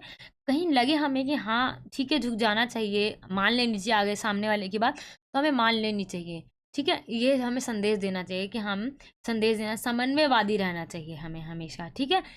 तो एक चैप्टर से मैंने देखो आपको 2-3 करके क्वेश्चन दिए हैं, जो आपके हर साल एग्ज़ाम में पूछे गए हैं, है ना। प्रीवियस ईयर में ये आपको पूछे गए हैं ये वाले क्वेश्चन, जितने भी यहाँ पे मैं आपको बता रही हूँ। तो आपको इन सभी क्वेश्चन को अच्छी तरीके से करके जाना है, ठीक है। नेक्स्ट क्वेश्चन क्या हमारा, भिखारिन के 2 बच्चों के साथ अरुणा कैसा व्यवहार किया करती थी। जो भिखारिन के जो 2 बच्चे थे, जो हमारा 2 कलाकार पार्ट से लिया गया है ये क्वेश्चन, तो कैसा व्यवहार करती थी वो, उनसे काफ़ी ज़्यादा स्नेह करती थी। जब भिखारिन की जब मृत्यु हो जाती है तो अरुणा क्या करती है, उनके दोनों बच्चों को वो गोद ले लेती है और उनको लिखाती है, पढ़ाती है, और उनको मतलब कि जीने का ढंग अच्छी तरीके से सिखाती है। तो अरुणा जो है उनके साथ काफ़ी अच्छा व्यवहार करती है, उन्हें लिखना पढ़ना सिखाती है और उन्हें गोद ले लेती है। तो हम कह सकते हैं उनसे काफ़ी ज़्यादा वो प्रेम किया करती थी, उसका स्नेहपूर्ण संबंध था उन दोनों बच्चों के साथ। नेक्स्ट क्वेश्चन है, कुटुज की सबसे सराहनीय बात क्या है, सबसे अच्छी बात क्या है। कुटुज की सबसे सराहनीय बात क्या है, उसकी जीजी वैसा यानी कि वो ऐसी जगह पर है जहाँ पर कोई भी और पेड़ या पौधा नहीं पनप सकता है, और कोई भी पेड़ पौधे वहाँ पे उस पर्वत पे नहीं पनप सकते हैं इतनी गर्मी में, लेकिन वहाँ पर हमें कुटुज मिल जाता है। कुटुज ऐसी जगह पे है जहाँ पर और कोई भी पेड़ पौधे नहीं उग सकते हैं या पनप सकते हैं। इतनी झुलझुलाती हुई धूप में, धमकती धूल, तेज झोंके, दूर दूर तक फैला निशब्द सन्नाटा, और नीचे जो है प्राणदायी मिट्टी, ना खाद ना पानी भी नहीं है वहाँ पर। वो जीवित है, वो अपनी मतलब अपना जीने का जो स्रोत है वो खुद ढूंढता है, खुद वो पानी को नीचे से निकालता है, खींचता है पहाड़ों में से, और जिंदा है वहाँ पर। वो जीवित है, खुश है, हवाओं के साथ लहर रहा है। यहाँ पे पूरा चैप्टर पढ़ोगे तो आपको अच्छी तरीके से समझ में आएगा ये, है ना। तो इसके हमें सबसे अच्छी बात क्या लगती है कुटुज की, कि वो ऐसी जगह पे स्थित है जहाँ पे और कोई पेड़ पौधे नहीं पनप सकते हैं। इतनी गर्मी, इतनी धूल, ना पानी है ना खाद है उसकी, ना कोई देख रेख करने के लिए कोई है, बट फिर भी वो वहाँ पर उस पर्वत पर है, जीवित है और रह रहा है। तो उसकी काफ़ी ज़्यादा सराहनीय बात है। कुटुज वृक्ष की कोई 2 विशेषता बतानी है हमें, है ना। तो कुटुज मुश्किल हालात में भी साथ रहता है, गाड़े का साथी, यानी हमें उस जगह पे मिल जाता है जहाँ पे और कोई पेड़ पौधा नहीं मिल सकता है, वहाँ पर हमें कुटुज मिल जाता है। कुटुज वृक्ष ऐसी जगह पर खड़ा है जहाँ कुछ उग नहीं और पनप नहीं सकता है, वो उसकी काफ़ी ज़्यादा खासियत विशेषता है कि और कोई वृक्ष जहाँ पे नहीं पनप सकता वहाँ पर हमारा कुटुज जो है वो पनप सकता है, ठीक है। अब नेक्स्ट क्या है हमारा क्वेश्चन, अनुराधा ने शहर जाकर नौकरी करने के बारे में क्यों सोचा। अनुराधा चैप्टर से लिया गया है हमारा, कि क्यों सोचा होगा। आप ये इसका आंसर तो खुद भी बना सकते हो, कि आप सभी को पता है कि गाँव के मुकाबले शहरों में नौकरियां काफ़ी ज़्यादा हैं और काफ़ी आसानी से मिल जाती हैं, ठीक है। इसलिए अनुराधा क्या सोचती है कि वो गाँव से शहर आ जाए और नौकरी करने लग जाए, है ना। और वो खुद से भयमुक्त यानी अकेले रहकर अपना जीवन व्यतीत करे, स्वास्थ्य जीवन जिए, और शहर वो इसलिए ही जाना चाहती थी ताकि वो अपना जो उसका डर है उसको निकाल सके, और वहाँ पे उसको नौकरी भी आसानी से मिल जाती शहर वगैरह में, इसलिए वो वहाँ पर आना चाहती थी। अनुराधा की किन्हीं 2 चारित्रिक विशेषताओं पर प्रकाश डालिए। उसकी हमें जो चारित्रिक विशेषता है उस पर हमें क्या है उसकी विशेषता बतानी है, प्रकाश डालिए। किसी भी तरीके से आपका क्वेश्चन आ सकता है एग्जाम में। पहला क्या है उसकी विशेषता, संघर्षशील, संघर्षशील यानी अनुराधा का चरित्र जो है संघर्षशील स्त्री है, मतलब कि अपने जीवन में सभी परिस्थितियों से वो संघर्ष करती है, किसी से भी डरती नहीं है, निडर है, संघर्ष करती है, परिस्थितियों के से लड़ना वो उसकी चारित्रिक विशेषता है। वह अच्छी तरह जानती है कि अगर उसे अपने अस्तित्व को बनाए रखना है तो आत्मबल से संघर्ष करना होगा, लड़ाई लड़नी होगी, जीना होगा, है ना, जीना ही पड़ेगा। वह इसमें पूरी तरह सफल होती है और निडर है, किसी से नहीं डरती अनुराधा का। इसलिए तो वो शहर भी जाके रहना चाहती थी, निडर है क्योंकि वो किसी से नहीं डरती है। अनुराधा का चरित्र निडर है, वह अपने अधिकारों को प्राप्त करने के लिए निडरता के साथ क्या है, अपने ससुराल पक्ष में संघर्ष करती है और अंत में प्राप्त करती है। ठीक है, तो वो संघर्ष करती है अपने ससुराल वालों के साथ और बाहर भी जाती है, निडर है, संघर्षशील है, हम कह सकते हैं उसकी दो विशेषताएं हो गई। अब आ गया हमारा देव सिंह की 3 चारित्रिक विशेषताएं। देव सिंह हमारा जो है वो विराट की पद्मिनी एक हमारा वो है पात्र है। ठीक है, जो हमारा विराटा की पद्मिनी जो हमारा पाठ है वो बहुत ही ज़्यादा इंपॉर्टेंट पार्ट है हमारा, और उसके अंदर से एग्जाम में हमारा 8 मार्क्स के क्वेश्चन आते हैं। ठीक है, आपको ये चैप्टर अच्छी तरीके से पढ़ लेना। अगर नहीं भी पढ़ा है तो जो यहाँ पे मैंने क्वेश्चन दिए हैं ना इसके अंदर, वो सभी क्वेश्चन बहुत ज़्यादा इंपॉर्टेंट है, उन्हीं को आप पढ़ के भी जाओगे तो भी आपके एग्जाम में आप ईजिली अच्छे मार्क्स से पास हो जाओगे। कि सबसे पहले हम किसकी, देव सिंह की विशेषता बताते हैं। ठीक है, देव सिंह निडर व साहसी लड़का है। वह दूल्हे के द्वार पर पहुंचते ही, मतलब जब एक दूल्हा बना हुआ था और दुल्हन के द्वार पर पहुंचता है, वो देखता है कि राजा नायक और मुसलमानों के बीच में युद्ध हो रहा था। तो वो क्या करता है, वो वहाँ अपनी घोड़ी पे से उतरकर और मुसलमानों से सैनिकों से लड़ता है और नायक की जो राजा नायक है उनकी जो जान भी बचा लेता है। तो काफ़ी ज़्यादा क्या है, वो निडर और साहसी लड़का है। ठीक है, पहली विशेषता हो गई उसकी। और उसी की दूसरी विशेषता क्या हमारी, देवी सिंह एक योग्य राजा था। मतलब ये काफ़ी, क्योंकि जब राजा नायक की मृत्यु हो जाती है तो राजा नायक क्या करते हैं, देवी सिंह को ही अपना राजा मतलब कि अपने शहर का राजा बना जाते हैं। और वो काफ़ी ज़्यादा योग्य राजा होता है, उसके अंदर वो क्षमता होती है लड़ने की और बुद्धिमान भी होता है। तो कुंजर सिंह व रानियों का आदर करता है ना, उन सभी का सम्मान करता है, दरबारियों व सामंतों को भी अपने अनुकूल बनाए रखता है।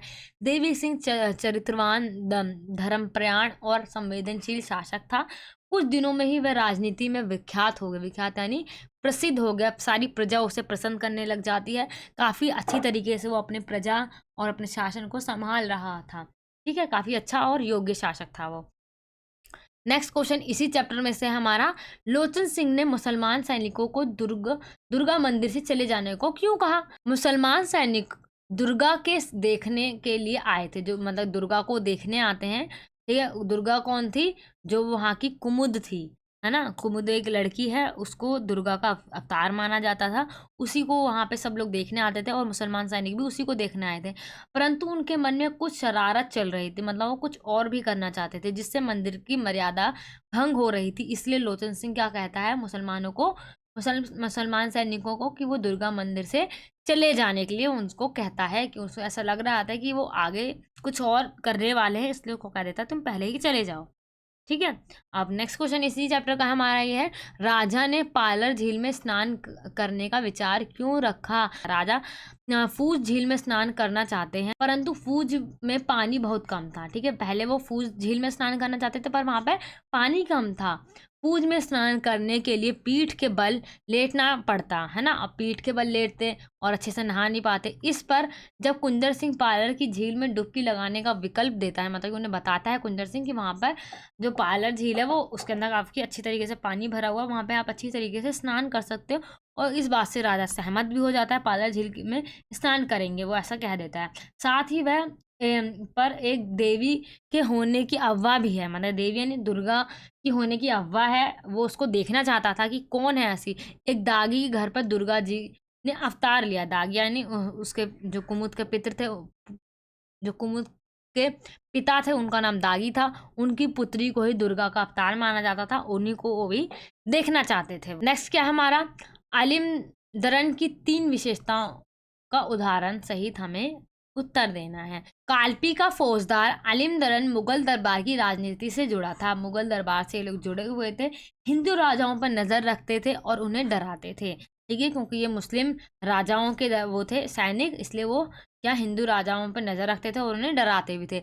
राजा नायक सिंह की मृत्यु के बाद जब छोटी रानी बगावत करती हैं तो वह उसके राखी बंधन भाई होने के प्रस्ताव को स्वीकार कर लेते हैं और अपने दरबारियों तथा रामदयाल के उकसाने पर दुर्गा की अवतार जो थी कुमुद, उनको क्या करते हैं, कुमुद को अपनी रानी बनाने का निश्चय कर लेते हैं। आलिमदरन हिंदुओं की धार्मिक भावनाओं को चोट नहीं पहुंचाता। वे दुर्गा का मंदिर ध्वस्त होता है मगर आलिमदरन की तोपों से नहीं होता है। वो उनको मतलब कि चोट नहीं पहुंचाना चाहते थे। जो वो मंदिर जो ध्वस्त होता है वो उनकी तोपों से नहीं होता है। ठीक है, उनकी एक क्या हो गई, हमारी विशेषताएं हो गई। अब नेक्स्ट क्या है हमारा क्वेश्चन, उपन्यास के संवाद बड़े रोचक और पत्र अनुकालन, जो पात्र जो हैं उनके अनुकूल हैं हमारे, जो संवाद है, संवाद यानी जो बातचीत है, तो उसकी हम देख लेते हैं। जैसे क्या पहला पॉइंट हमारा क्या है, विराटा की पद्मिनी के संवाद सरस हैं और रोचक भी हैं, मतलब कि आसान भी हैं और काफ़ी ज़्यादा मज़ेदार भी हैं। संवाद जो है पात्र अनुकूल हैं और उनमें परिस्थितियों की मांग झलकती है, मतलब कि सभी के अनुसार हर उनका जो संवाद है उनके अनुकूल है ना। किसी का भी ऐसी बात नहीं लग रही, अटपटी सी बात नहीं लग रही है किसी की भी। दरबारियों के संवादों में चाटुकारिता, छल कपट और मरने मराने की शब्दावली है। ये इसकी क्या हो गई, हमारी संवाद की विशेषता हो गई। ठीक है, अब नेक्स्ट क्वेश्चन क्या है इसी चैप्टर का, देख सकते हो आप। इस चैप्टर में से आपके एग्जाम में काफ़ी सारे क्वेश्चन पूछे जाते हैं, तो आपको हर क्वेश्चन को अच्छी तरीके से समझ लेना है, पढ़ लेना है। ठीक है, ताकि आप एग्जाम में उसको अच्छी तरीके से लिख के आ पाओ। कुमुद की किन्हीं 3 चारित्रिक विशेषता बतानी है। ठीक है, कुमुद जन्म से ही अत्यंत सुंदर है। किशोर अवस्था में पहुँचते पहुँचते उसकी ख्याति नहीं, मतलब चारों, मतलब उसकी जो प्रसिद्धि है चारों तरफ फैल जाती है और लोग उसे दुर्गा का अवतार मानते थे। ये इसका पहली विशेषता हो गई। कुमुद का प्रेमी हृदय वो जो कुमार सिंह से प्रेम करा करती थी। कुमुद को जब आलिमदरन अपने नापाक हाथों से स्पर्श करना चाहते थे तो वह अपनी प्रतिष्ठा बचाने के लिए क्या कर देती है, बेतवा नदी में छलांग लगाकर अपने प्राणों का विसर्जन कर देती है। मतलब कि वो छलांग लगा के अपनी जान दे देती है और मृत्यु को समर्पित कर देती है अपनी जान को, और बट वो आलिमदरन को अपने आप को स्पर्श करने नहीं देती है। उसकी क्या होगी, हमारी चारित्रिक विशेषताएं होगी। नेक्स्ट क्वेश्चन इस चैप्टर में से है, देवी सिंह ने गोमती को अपनाने के प्रस्ताव पर क्या उत्तर देते हैं। देवी सिंह गोमती के अपनाने के प्रस्ताव पर ही उत्तर दिया कि लड़ाई हो रही है, तोपे गोले मतलब कि चल रहे हैं, चारों तरफ मारकाट मची हुई है। जब शांति स्थापित हो जाएगी, जब हम इस प्रस्ताव पर विचार जो है दोबारा से शुरू करेंगे। विराटा की पद्मिनी उपन्यास की जो भाषा है उसकी 3 विशेषताओं को हमें अच्छी तरीके से बताना है। ठीक है, भाषा पहले हमने संवाद देखा, अब हम इसकी भाषा देखें। विराटा की पद्मिनी में हिंदी का प्रयोग किया गया है पर उसके बीच में बुंदेली शब्दों का समावेश है, जिससे भाषा बहुत ही आकर्षक हो गई है। विराटा की पद्मिनी की भाषा में ध्वनि मूलक और अर्थ मूलक आदि शैली का प्रयोग से मधुरता आ गई है। विराटा की पद्मिनी की भाषा उपमा, रूपक और उत्प्रेक्षा आदि अलंकारों के सहायता से नवीन बन गई है। मतलब कि इन सारे अलंकारों को इसके अंदर प्रयोग करा गया, जिससे जब भी किसी भी पाठ या मतलब कि उसमें अलंकारों का प्रयोग करा जाता है तो वो काफ़ी ज़्यादा खूबसूरत बन जाता है। अलंकार का मतलब ही क्या है, पद या काव्यांश को काफ़ी ज़्यादा सुंदर तरीके से निखारना। अलंकार की वजह से वो काफ़ी ज़्यादा सुंदर बन जाते हैं। नेक्स्ट क्वेश्चन क्या है, कुंदर सिंह को आलिमदरन की सहायता क्यों अच्छी नहीं लगी। कुंदर सिंह को आलिमदरन की सहायता अच्छी नहीं लगी। कुंदर सिंह नहीं चाहता था कि दिलीप नगर के गृह क्लेश में कोई विदेश बाहरी ताकत, मतलब विदेशी जो मतलब कि बाहर की ताकत उसके अंदर दखल अंदाजी दे, इसलिए उनको उनकी सहायता जो है अच्छी नहीं लगती है कुंदर सिंह को, और इसके बदले राज्य के किसी हिस्से पर अधिकार कर ले। मतलब ऐसा होता था ना कि अगर कोई किसी की हेल्प कर रहा है तो उसको उसका अपने राज्य का उस हिस्सा उसको देना होगा जिस पे उसने लड़ाई लड़ी। इसलिए कुंदर सिंह ऐसा नहीं चाहता था कि कोई बाहर की ताकत उसके मतलब कि गृह क्लेश में उसका दखल अंदाजी करें। गोमती ने दुर्गा माँ से क्या वरदान मांगा, क्या मांगती है वह, कुंदर सिंह का नाश हो, आलिमदर मर्दित हो और दिलीप नगर का राजा विजय हो जाए। वो दुर्गा से अवतार मांगती हैं। ठीक है, अब नेक्स्ट क्वेश्चन क्या है, ये होगा हमारे जितने भी हमारे विराटा की पद्मिनी से क्वेश्चन थे इंपॉर्टेंट वो मैंने आपको यहाँ पे करवा दी हैं। आई होप आपको अच्छी तरीके से समझ में आ गया होगा। ठीक है, इन सभी क्वेश्चंस को आपको अच्छी तरीके से रीड आउट करना है। हिंदी में नहीं है कि आपको वो बिल्कुल याद करना होगा, ऐसा नहीं होता। आप एक बार पढ़ो, अच्छा अच्छा इसका मतलब ये है। अब क्वेश्चन आपका कैसे भी घुमा के आ जाए, इस चैप्टर में से आया, अच्छा ठीक है मैं ये लिख देता हूँ, आपको ऐसा करना है। ठीक है। नेक्स्ट क्वेश्चन क्या है, रहीम ने ओछे व्यक्ति होते हैं उनको उनकी क्या विशेषता बताई है, उनकी क्या खासियत बताई। ओछे व्यक्ति यानी जब कोई भी व्यक्ति अपने से ज़्यादा कोई पद मतलब उसको मिल जाता है जिसकी उसने कल्पना भी नहीं करी होती है। जैसा कि होता है कि आप अगर कभी सोच रहे हो कि मैं एग्ज़ाम में फ़ेल हो जाऊँगा, मैं एग्ज़ाम में फ़ेल हो जाऊँगा, और अचानक आप पास हो जाते हो। आपको ऐसा लग रहा है कि अंदर से आपको लगता है कि मैं फ़ेल हो जाऊँगा, मैं फ़ेल हो जाऊँगा या मैं नहीं कर पाऊँगा, और जब वो चीज़ आप कर लेते हो तो आपको जो शॉक लगता है ना?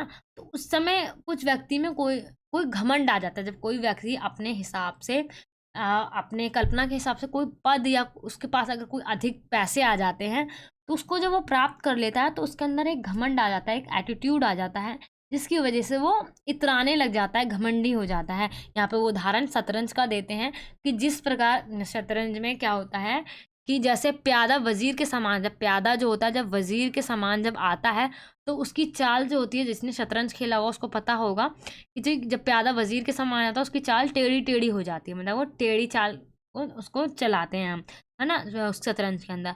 उसी प्रकार जब ओछे व्यक्ति के अंदर जब पैसा या वो आ जाता है, पद आ जाता है, तो वो घमंडी और टेढ़ी चाल चलने लग जाता है। मतलब उसका व्यवहार ही पूरी तरीके से बदल जाता है। ऐसा यहाँ पे उन्होंने विशेषता बताई है ओछे व्यक्ति की। कवि राजेंद्र कठपुतली बने रहने को सुविधा क्यों कहते हैं? ये हमारा कठपुतली पाठ से लिया गया है। कवि राजेंद्र कठपुतली बने रहने को सुविधा इसलिए कहते हैं क्योंकि मनुष्य उन्हें प्राप्त खुशियों और जीवन जीने के बहाने बनाए रास्ते तभी उपलब्ध हो सकते हैं जब हम दूसरों का कहा करते हैं, अपनी डोर दूसरों के हाथों में दे दें। मतलब कि ऐसा होता है ना कि काफ़ी सारे लोग ऐसा होते हैं कि जिन्हें ऐसा लगता है कि वो खुद कुछ नहीं कर सकते हैं, कि उनसे जो ऊपर के लोग जो हैं, जो जो वो कहेंगे वो खुद करेंगे। मतलब ये कठपुतली के समान बने रहना चाहते हैं, ठीक है? तो ऐसा कहते हैं कि जब तक जो उनकी डोर है दूसरों के हाथों में नहीं होगी, जब तक उन्हें कोई भी खुशियाँ, कोई भी कुछ भी सुविधा प्राप्त नहीं हो सकती। हम ऐसा कभी भय के कारण करते हैं, मतलब कभी हमें ऐसे डर रहता है कि हम खुद करेंगे तो हमसे गलती हो जाएगी। कभी भौतिक सुखों की लालच में, कभी भौतिक सुखों यानी जैसे कि नेता वगैरह अपनी बड़ी पोस्ट वालों की चाटुकारिता करते हैं, है ना? चमचागिरी जिसे हम कहते हैं, अपने से बड़े लोगों की चाटुकारिता, चमचागिरी करना, यही हमारा क्या कहलाता है? कठपुतली। क्योंकि हमारी डोर उनके हाथों में होती है और हम उनकी चाटुकारिता कर रहे हैं, उनकी चमचागिरी कर रहे हैं, तो जैसा वो कहते हैं वैसा हम करते हैं। कभी उनका हमें डर होता है, कभी हमें उनसे ऐसा लगता है कि हमें उनसे फ़ायदा होगा, इसीलिए। कभी नौकरी बचाने के लिए करते हैं, कभी केवल इसलिए कि हमें बड़ों का आदेश का पालन करना है। कभी हम बड़ों का कहना इसलिए मानते हैं, उनका आदर इसलिए करते हैं, उनका सम्मान इसलिए करते हैं कि हमें डर है कि हमें सज़ा देंगे या वो गलत समझेंगे। इसी वजह से जो वो निर्णय लेते हैं हम वही करते चले जाते हैं, बच्चे जो होते हैं, ठीक है? एक कठपुतली के समान वो बन जाते हैं। कुल मिलाकर ऐसा करने के पीछे हमारा विवेक नहीं, कोई भय, लोभ या जीवन की रूढ़ियाँ होती हैं। मतलब कि उसके अंदर जो हमारा कठपुतली बने रहने का जो वो अ, थिंकिंग है, वो हमारे दिमाग की नहीं है।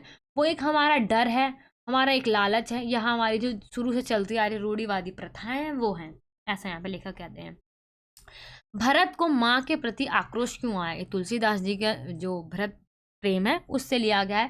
उनको इसलिए ही गुस्सा आता है अपनी माँ पर, कैकेयी पे, भरत को, क्योंकि वो क्या करती है, 14 साल के लिए क्या वनवास मांग लेती है राम के लिए, और भरत को राजा बनाना चाहती हैं, है ना? और इसलिए उनको गुस्सा आता है अपनी माँ पर। ठीक है, भारत को माँ के प्रति आक्रोश इसलिए था क्योंकि कैकेयी ने राम और भरत के बीच में अंतर डाल दिया था। इस वजह से उनके बीच में मतलब मिसअंडरस्टैंडिंग या अंतर कह सकते हो आप, अंतर लिखना, है ना? अंतर आ गया था क्योंकि राम चले जाते हैं वनवास पर और भरत यहाँ पे रहते हैं। ठीक है? तो अर्थात राम को वनवास भेजने का वरदान मांगा था, जिस कारण भरत बहुत शर्मिंदा थे और उनका जो अपनी माँ पर क्रोध आ रहा था, उनको क्या था, अपनी माँ पे बहुत ज़्यादा गुस्सा आ रहा था। भारतेंदु युग अथवा द्विवेदी युग की 2 काव्यगत विशेषता लिखिए। अब आपके एग्जाम में ना इस टाइप के भी क्वेश्चन आएंगे, ये तो हमारे वो क्वेश्चन आंसर चैप्टर के, कि आपको जितने भी लेखक हैं, जैसे भारतेंदु हो गए, द्विवेदी जी हो गए, है ना, हरिशंकर प्रसाई जी हो गए, जितने भी लेखक हैं उनकी काव्यगत विशेषताएं बतानी होगी। हमारा 2 मार्क्स का आता है, तो आपको 2-2 विशेषता बतानी होती है। यहाँ पे आपको देखना, आपको अथवा दे रखा है, इसको आप ध्यान से देखना, ठीक है?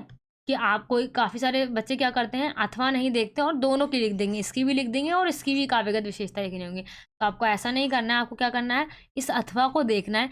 आप तो चाहे भारतेंदु युग की अगर आपको आती है, इनकी काव्यगत विशेषता आप इनकी लिख दीजिए, अगर आपको द्विवेदी जी की आती हैं, उनके युग की आती हैं, तो उनकी लिख दी जाए, बट आपको एक ही लिखना है, आप इतना याद रखना। यहाँ पे आंसर में मैंने आपको दोनों दिए हैं। आप ऐसा हो सकता है ना एग्जाम में तो आपका अगर द्विवेदी आ गया, सिर्फ द्विवेदी युग की विशेषता लिखी है, तो आपको पता होना चाहिए ना क्या लिखना है इसके अंदर, तो मैंने आपको यहाँ पे दोनों सॉल्व करके दे रखा है। ठीक है, भारतेंदु युग की काव्यगत विशेषता क्या है, इसको पढ़ लेते हैं हम, उनके युग की क्या क्या विशेषता है। राष्ट्रीयता की भावना, उनके काव्यों के अंदर राष्ट्रीयता की भावना, देश प्रेम की भावना है। भारतेंदु युग के कवियों ने जितने भी देश प्रेम की रचनाओं के माध्यम से जनमानस को राष्ट्रीय भावना का बीज रोपण किया, मतलब कि उनके युग में जितने भी कवि हुए, उन्होंने क्या करा कि देश प्रेम की भावना को मतलब केंद्र बिंदु मानते हुए उन्होंने अपनी रचनाओं को लिखा, और जितने भी मनुष्य थे, मतलब मानव जगत में उस राष्ट्रीय भावना का बीज रोपण किया, यानी उसको पनपाया।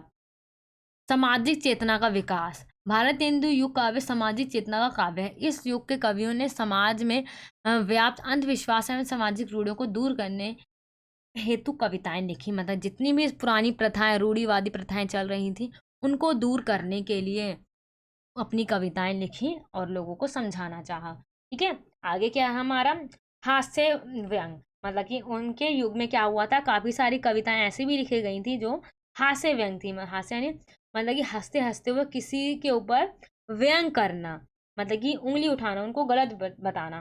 ठीक है, ये हास्य व्यंग शैली को माध्यम बनाकर पश्चिमी सभ्यता, विदेशी शासन तथा सामाजिक अंधविश्वासों पर करारे व्यंग प्रहार किए, मतलब कि इन सारी चीज़ों को उन्होंने अपना केंद्र बिंदु बनाया अपनी कविताओं का, और उनको उन पर उन्होंने हास्य के रूप में, मतलब हंसते हंसते वो उनकी बेइज्जती मार देना, आप ही कह सकते हो सिंपल अपनी लैंग्वेज में, हंसते हंसते वो किसी की बेइज्जती मारना। ठीक है, और अंधविश्वास पर उन्होंने करारे व्यंग प्रहार किए हैं। यहाँ पे मैंने देखो आपको 4 पॉइंट दे रखे हैं, आपको सिर्फ और सिर्फ 2 पॉइंट ही एक्सप्लेन करने होंगे। अंग्रेजी शिक्षा का उन्होंने विरोध करा, क्योंकि उस समय अंग्रेज हम पर शासन कर रहे थे। भारतेंदु कवियों ने अंग्रेजी भाषा तथा अंग्रेजी शिक्षा के प्रचार प्रसार के प्रति अपना विरोध कविताओं में प्रकट किया है। ठीक है, वो नहीं चाहते थे कि अंग्रेजी का इतना बढ़ चढ़कर प्रसार हो, है ना। तो आज तो आप देख ही सकते हो जो इंग्लिश है वो कहाँ पहुँच चुकी है, जिसको इंग्लिश नहीं आती वो कुछ नहीं है, आप कह सकते हो, है ना।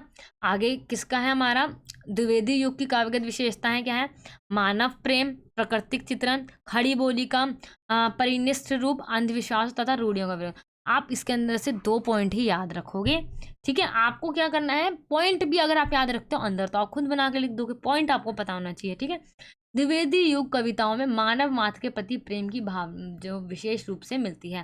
प्राकृतिक चित्रण किया गया, इस युग के कवियों ने क्या करा है, अपनी कविताओं के अंदर जो प्रकृति का चित्रण जो है बहुत ही सुंदर तरीके से लिखा है, और जो वो बहुत ही मनोहारी चित्रण मिलता है। खड़ी बोली, मतलब खड़ी बोली में लिखा, खड़ी बोली में काव्य रचना द्विवेदी युग की सबसे महत्वपूर्ण। खड़ी बोली हिंदी को सरल, सुबोध तथा व्याकरण सम्मत परिनिष्ठ स्वरूप प्रदान किया है, मतलब इस इनके ही युग में खड़ी बोली का प्रयोग इतनी सुंदर तरीके से किया गया था। तो ये पॉइंट तो आपको लिखना ही लिखना हो, बहुत ज़्यादा इंपॉर्टेंट है। अंधविश्वासों तथा रूढ़ियों का विरोध करा था, जितने भी अंधविश्वास जैसे इनके भी युग में हुआ था, भारतेंदु युग में भी और द्विवेदी युग में भी, कि अंधविश्वास और जो रूढ़िवादी जो प्रथाएं चली आ रही हैं, उन पे उन्होंने प्रहार किया, तीखे प्रहार यानी व्यंग करे, उन पे उन्होंने कविताएं लिखी ताकि लोगों को समझ आ सके ये सारी चीज़ें गलत हैं। ठीक है, अब आगे क्वेश्चन क्या है, शुक्ला जी के अनुसार क्रोध से क्या हानियां हो सकती है। क्रोध से क्या हानियां हो सकती है, तो हम खुद भी लिख सकते हैं कि मतलब क्रोध जब भी आता है तो हमारी सेहत के लिए बहुत ज़्यादा हानिकारक होता है। एक तो हमारे अंदर की जितनी एनर्जी होती है वो कम हो जाती है, गुस्से से हमारा दिमाग नहीं चलता है, हम कुछ कर नहीं सकते, हमारी शुद्ध बुद्धि खो जाती है उस समय। जब गुस्सा आता है ना तो ऐसा लगता है मार दो, काट दो, कुछ भी कर दो, अरे समझ नहीं आता, हमारी शुद्ध बुद्धि जो होती है भ्रष्ट हो जाती है ना। इसलिए हमें काम डाउन रहना चाहिए, मतलब ये अपने को शांत करना चाहिए, ताकि ऐसा कुछ भी हम गलत कदम ना उठा सकें। जैसे क्या होता है ना, कभी 2 जनों की लड़ाई हो रही है, आपको यहाँ पे मैं एग्जांपल देती हूँ, 2 जनों की लड़ाई हो रही है, उसमें से एक जना जो बहुत ज़्यादा ताकतवर है और एक के पास इतनी ताकत नहीं है, मतलब उसके पास इतने बंदे, जैसे कहते हैं ना आज के समय में बंदे वगैरह, मैं अपने बंदे बुला लूँगा, तो उसके पास बहुत सारे जने हैं और एक के पास कोई भी लोग नहीं है, वो अकेला है।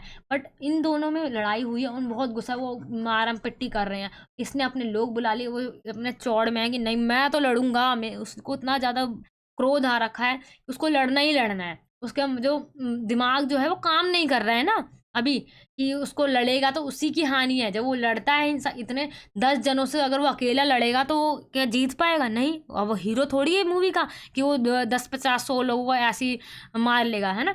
तो सभी को नहीं मार सकता है वो, तो एक को तो फिर भी संभाल लेता है, लेकिन 10 जने को कैसे संभालेगा वो?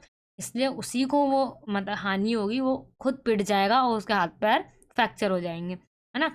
वो खुद को हानि होगी। तो क्रोध का सबसे बड़ा जो नुकसान होता है वो खुद ही को होता है कि हमारे मानसिक शारीरिक रूप से हमें बहुत ज़्यादा वो हानि पहुंचती है। ये लिख सकते हो आप इसके अंदर।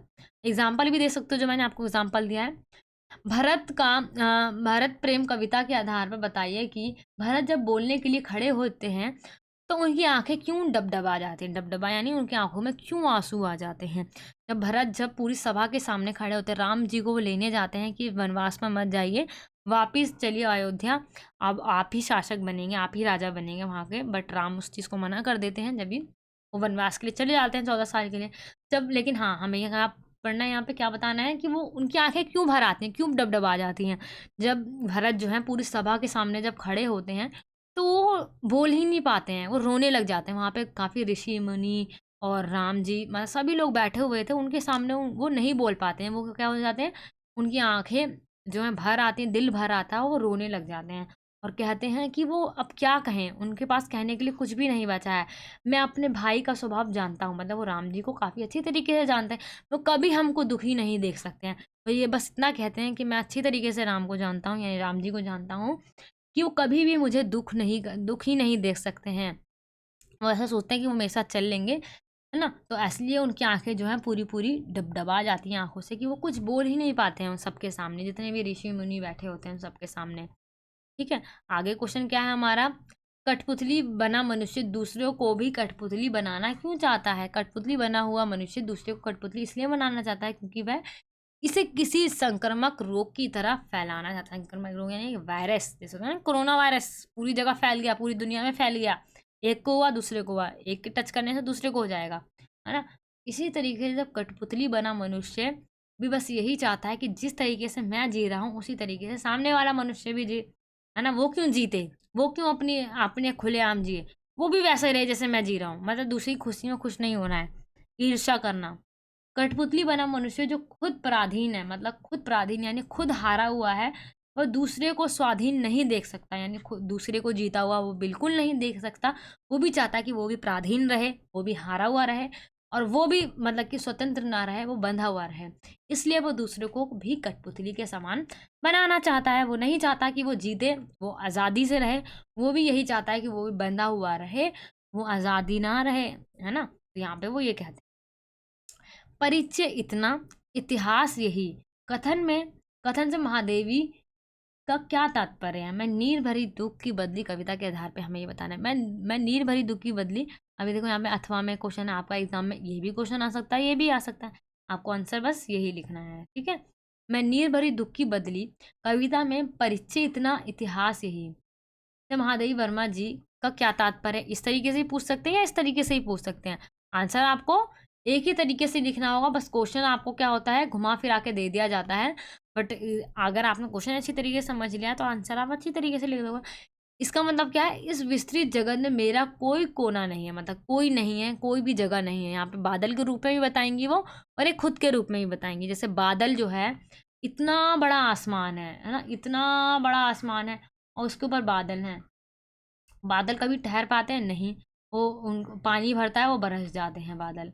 वो एक जगह एक स्थान स्थिर नहीं रह पाते हैं, वो कोई भी इतने बड़े आसमान पे एक कोना भी अपना नहीं बना पाते हैं। उसी प्रकार से, और बादल के आने और चले जाने से किसी पे कोई प्रभाव नहीं पड़ता है। बादल आते हैं, बरसते हैं और चले जाते हैं, उसका कोई अंश, उसका कोई निशान यहाँ पे रह जाता है नहीं। सिर्फ और सिर्फ वो क्या छोड़ जाते हैं, जब वो बरसते हैं तो जो बीज हैं, जमीन के नीचे जो बीज हैं, उनका जो, उनसे जो पेड़ उगते हैं, वो ही एक उसका एक अंश रह जाता है ना। इसको पढ़ते हैं हम। मेरा इतिहास यही है कि मैं कल थी और आज नहीं हूँ। कावित्री ने भौतिक जगत की नाश्वरता पर ध्यान आकर्षित किया है, मतलब कि सभी लोग आज हैं और कल नहीं रहेंगे, जो आया है वो उसको जाना है। उनका कहना है कि जो है इस संसार के अंदर जो है किसी भी कोने में मेरा अपना कोई नहीं है। वो कहती हैं कि इस पूरे इतने बड़े संसार में मेरा कोई नहीं है, कहीं पे भी मेरा कोई जगह नहीं बना पाई मैं। मेरा अस्तित्व कल था लेकिन आज नहीं है। कहने का सूक्ष्म भाव ये है कि मानव इस धराधाम पर आकर अपनी यश जो है स्वीकृतियों के बल पर ही अमर बन सकता है। मतलब कि जितने भी उसने कर्म करे हैं उसके बल पे ही वो मतलब कि अमर रह सकता है। जैसे बारिश जब होती है तो उससे जो पेड़ पौधे निकलते हैं तो हमें याद रह जाता है कि हाँ, अगर बरसात नहीं होती तो अनाज नहीं हो पाता, ये उग नहीं पाता। तो हमें सिर्फ एक चीज़ वो ध्यान रह जाती है, बाकी और कुछ मतलब ही नहीं है बारिश का, है ना? इसी प्रकार अगर व्यक्ति आता है और चला जाता है, जब तक वो अच्छे कर्म नहीं करेगा उसके उसके बदौलत वो अमर नहीं हो सकता, वरना वो आएगा और चला जाएगा। उसका इस संसार के अंदर कोई भी जगह नहीं है। इतिहास रच सकता है और उसी कर्म के बल पे वो पूरा इतिहास रच सकता है। इन पंक्तियों में भौतिक और आध्यात्मिक जगत का यथार्थता का चित्रण करते हुए महादेवी जी ने अपना मत व्यय प्रकट किया है। इस प्रकार कर्म ही प्रधान है, कर्म सबसे बड़ा है, प्रधान है। ठीक है। नेक्स्ट क्वेश्चन क्या है? वह तोड़ती पत्थर कविता का केंद्रीय भाव लगभग हमें 35 से 40, यहाँ पे 40 आएगा, 40 शब्दों में लिखना है। ठीक है, तो आपका इस तरीके से भी क्वेश्चन आएगा। सबसे पहले हमने यहाँ पे देखा काव्यगत विशेषता भी आ सकती है और आपका केंद्रीय भाव लिखने के लिए भी आ सकता है। किसी भी चैप्टर का केंद्रीय भाव लिखिए, यानी उसका जो मूल भाव है, जो मेन पर्पस क्या है इस चैप्टर का, वो बताना है आपको। ठीक है, जैसे कि वह तोड़ती पत्थर जो है, जो सूर्यकांत त्रिपाठी निराला जी ने लिखी है, वह तोड़ती पत्थर, उसका केंद्रीय भाव क्या है वो बताओगे। वह तोड़ती पत्थर कविता सुप्रसिद्ध कवि सूर्यकांत त्रिपाठी निराला द्वारा रचित है। मजदूर वर्ग की दयनीय दशा को उभारने वाली एक मार्मिक कविता है। मतलब कि वह तोड़ती पत्थर में ही तो बताया गया था, एक स्त्री है, वो इतनी कड़ी धूप में अब पत्थर तोड़ रही है ना। एक मतलब मजदूर वर्ग के बारे में उसके अंदर बताया गया, वो यहाँ पे लिख दिया हमने कि काफी सुंदर तरीके मार्मिक तरीके से उस कविता के अंदर उभारा है इसके मजदूर वर्ग को। कवि कहता है कि उसने इलाहाबाद के मार्ग पर एक मजदूरनी को पत्थर तोड़ते देखा। वह जिस पेड़ के नीचे बैठकर पत्थर तोड़ रही थी वह छायादार भी नहीं था, फिर भी विवशतावश वह वहीं बैठी रही। फिर भी वो किसी भी कारणवश वहीं बैठी रही। उसको पता था कि और कहीं वो जा नहीं सकती, उसका वही वर्क मतलब वही काम है, उसको वही करना है। और वो कोई भी मतलब कि अलग अलग बहाने बना के कुछ भी नहीं करी थी। जो उसका काम है वो अपने काम में एक मगन होकर अपना काम कर रही थी, आराम से पत्थर तोड़ रही थी वहीं बैठे हुए। उसका शरीर श्यामवर्ण का था, मतलब श्यामवर्ण यानी मतलब थोड़ा सांवला था, तथा वो एक युवा थी, मतलब कि एक जवान लड़की थी। उसके हाथ में एक मतलब भारी सी हथौड़ा था, भारी सा हथौड़ा था, जिससे वो बार बार पत्थर पर प्रहार मतलब बार बार उसको प्रहार यानी उसको चोट कर रही तोड़ रही थी। उसके सामने ही सघन वृक्ष की पंक्तियां, अटालियां, भवन तथा परकोटे वाली कोठियां विद्यमान थी। और उसके सामने ही जस्ट सामने ही एक बड़ी बड़ी हवेलियां, कोठियां जहाँ पे वृक्ष लटक रहे हैं, है ना, वो थी। और उन सबको देख के ऐसा लगता है कि जो इन कोठियों को बनाने वाले हैं उनके पास तो घर है ही नहीं। वो इतनी धूप, इतनी मतलब कि व्यवस्था के साथ अपना जीवन व्यतीत कर रहे हैं, बट जिन जो उस घर में रह रहे हैं उनके पास, वो आलीशान से रह रहे हैं, उनके पास सब कुछ है, और वो उनके दुख को भी नहीं देख पा रहे हैं। उनके सामने जो है इतना ज़्यादा मतलब कि वो आ गया है कि वो जो अपने से नीचे वाले लोग हैं, जो इतने दुखदाई लोग हैं, वो उनको नहीं देख पा रहे हैं। अपने विलासिता में इतना ज़्यादा वो खो गए हैं। नेक्स्ट क्या है?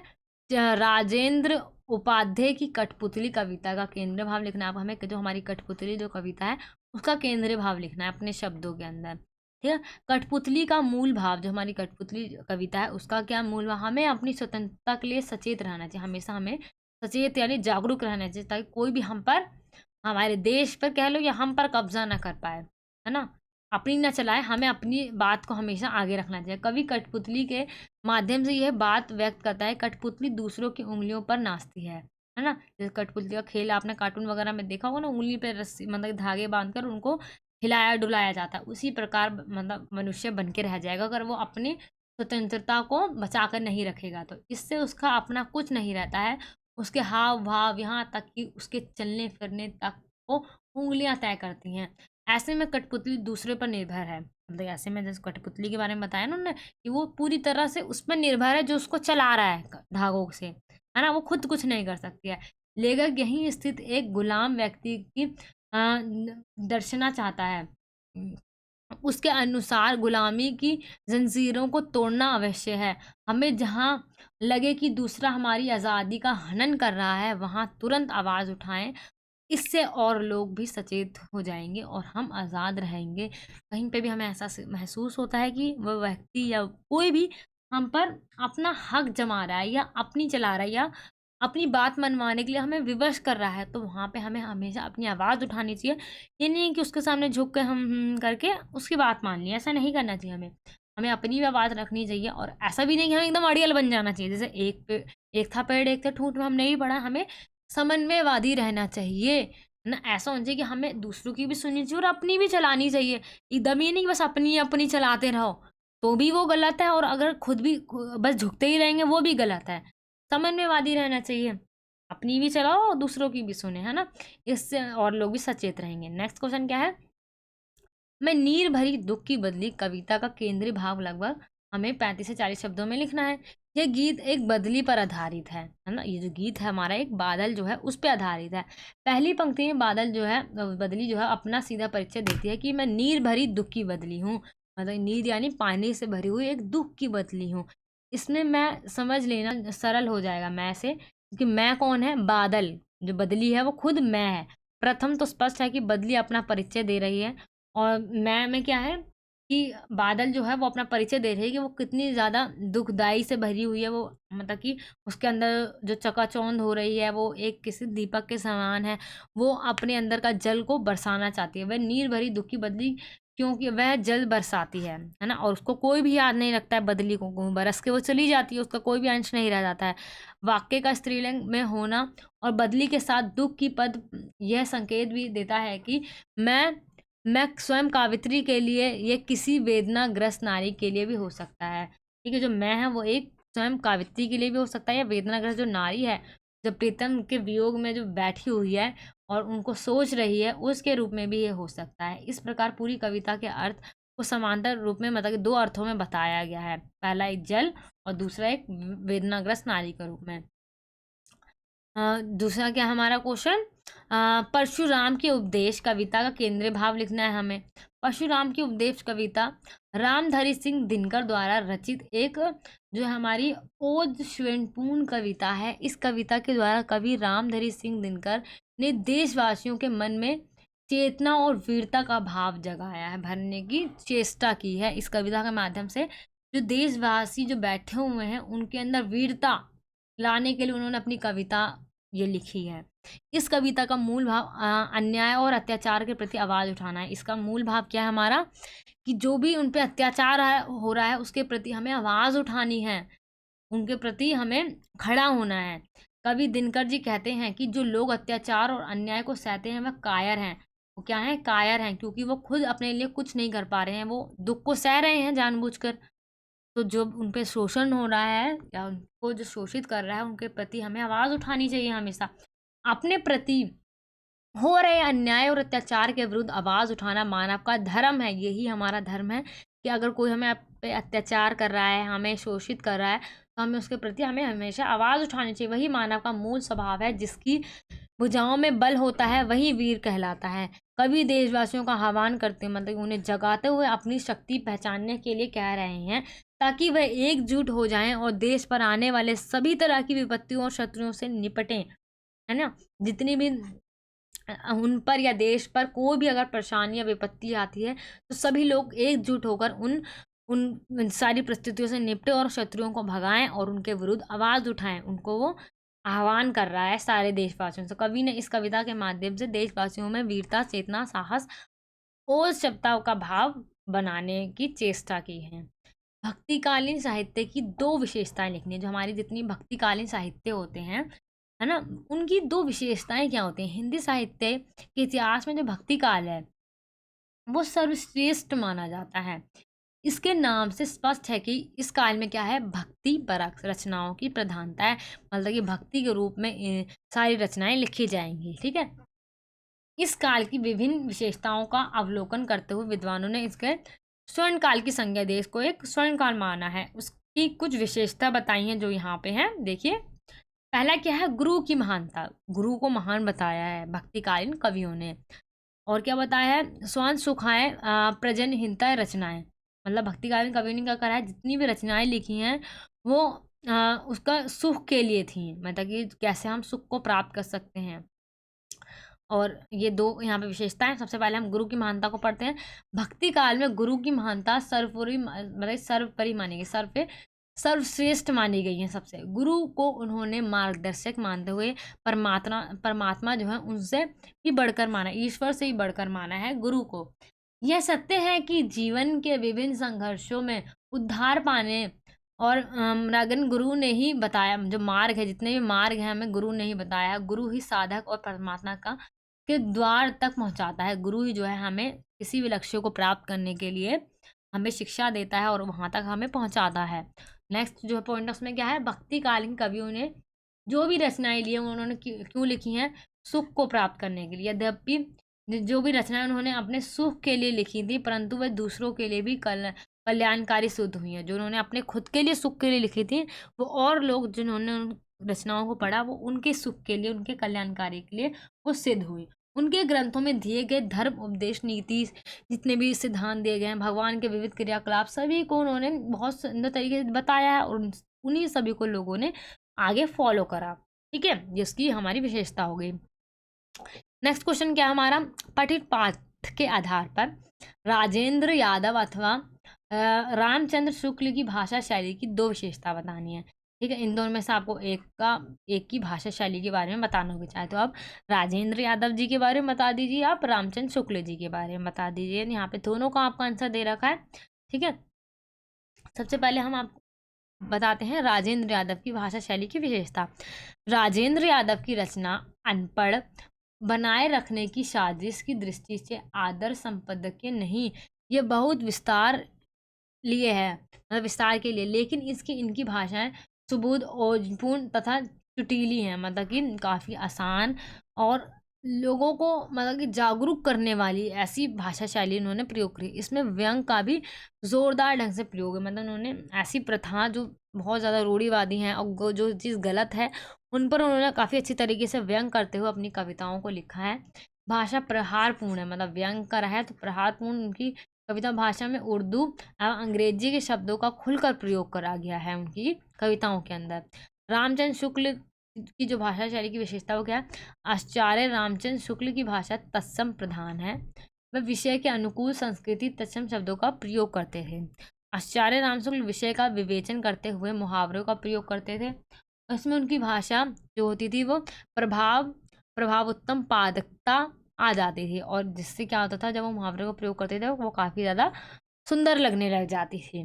ठीक है, अब नेक्स्ट क्वेश्चन क्या है हमारा, सूफी काव्य अथवा संत काव्य की 2 विशेषताएं लिखनी है हमें। ठीक है, जो हमारे सूफी काव्य होते हैं या जो हमारे संत काव्य होते हैं उनकी विशेषता लिखनी है। इसमें से भी आपको सिर्फ एक ही का करना होगा, अथवा आया यहाँ पे भी। सूफी काव्य की विशेषता, सूफी काव्य की विशेषता में सबसे पहले जो है हमारा है, निर्गुण ईश्वर में विश्वास रखते थे। जो निर्गुण ईश्वर यानी जो निराकार है, जिसका कोई आकार नहीं है, ऐसे ईश्वर में वो विश्वास रखा करते थे। क्यों? क्योंकि वो मुसलमान थे। जैसे आप आज भी देखोगे तो जो मुसलमान होते हैं वो किसी भी मूर्ति की पूजा नहीं करते हैं।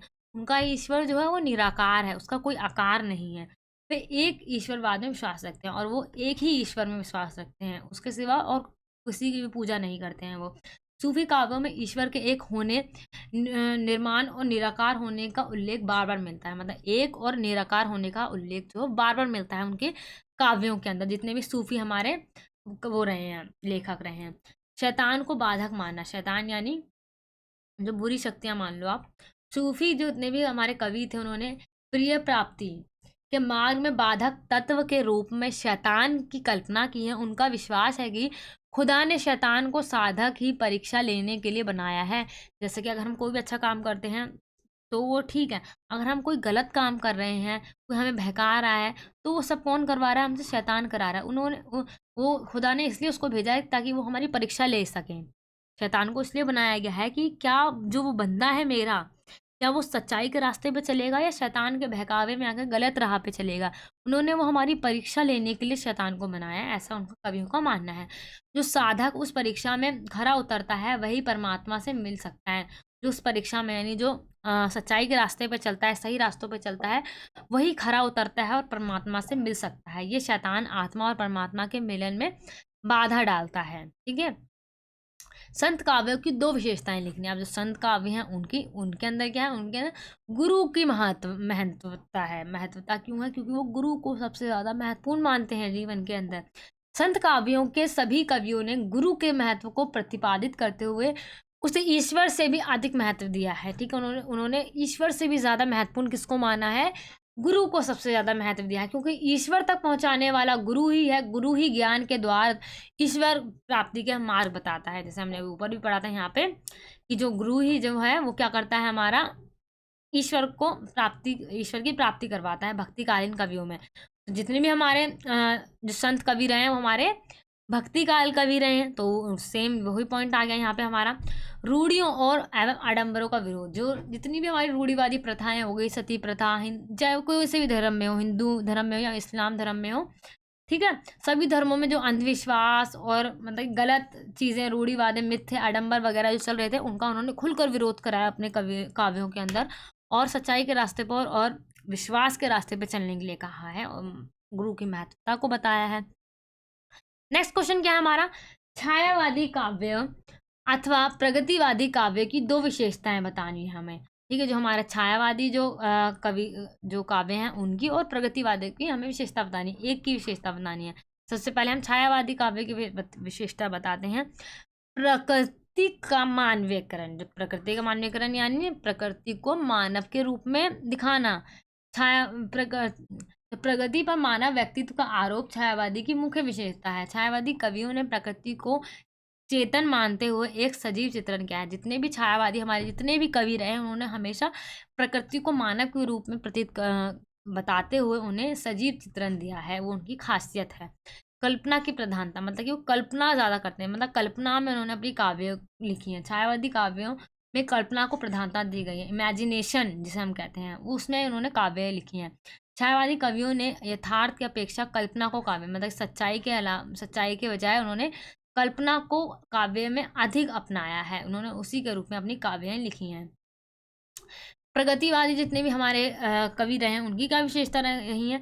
उन्होंने रूढ़ियों का विरोध करा। रूढ़ी वही सब जितनी भी हमारी पुरानी प्रथा वगैरह जो जिसका कोई भी सच्चाई से लेना देना नहीं है, उन सबका उन्होंने विरोध करा है। क्रांति की भावना, क्रांति लोगों के अंदर क्रांति की भावना लाने के लिए उन्होंने अपने काव्य लिखे। प्रगतिवादी कवियों ने शोषित वर्ग के प्रति सहानुभूति दर्शाने तथा प्राचीन परंपराओं को नष्ट करने के लिए क्रांति का आह्वान किया है। लोगों में जागरूकता लाने के लिए, अगर उन पर कोई शोषण कर रहा है, मजदूर हो गए या कोई भी दासियां हो गई, उन पे अगर कोई शोषण कर रहा है तो उनके प्रति उन्होंने सहानुभूति दिखाते हुए उनमें क्रांति की भावना लाने के लिए उन्होंने अपने काव्यों का आह्वान किया है। वे समानता स्थापित करने के लिए समाज में आमूल-चूल परिवर्तन करना चाहते थे, मतलब समाज के अंदर परिवर्तन लाना चाहते थे, इसलिए उन्होंने समाज में परिवर्तन करने के लिए अपने काव्यों की रचना करी।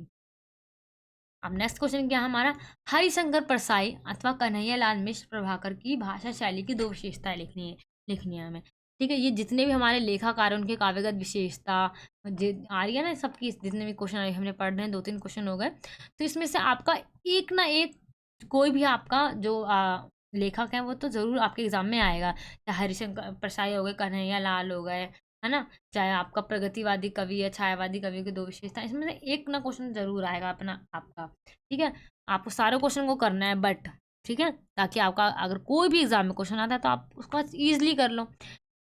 हरिशंकर परसाई की भाषा शैली की दो विशेषता। व्यंग आधारित रचनाएं। जितनी भी उन्होंने रचनाएं करी, उन्होंने व्यंग के आधार पर अपनी रचनाओं को लिखा है।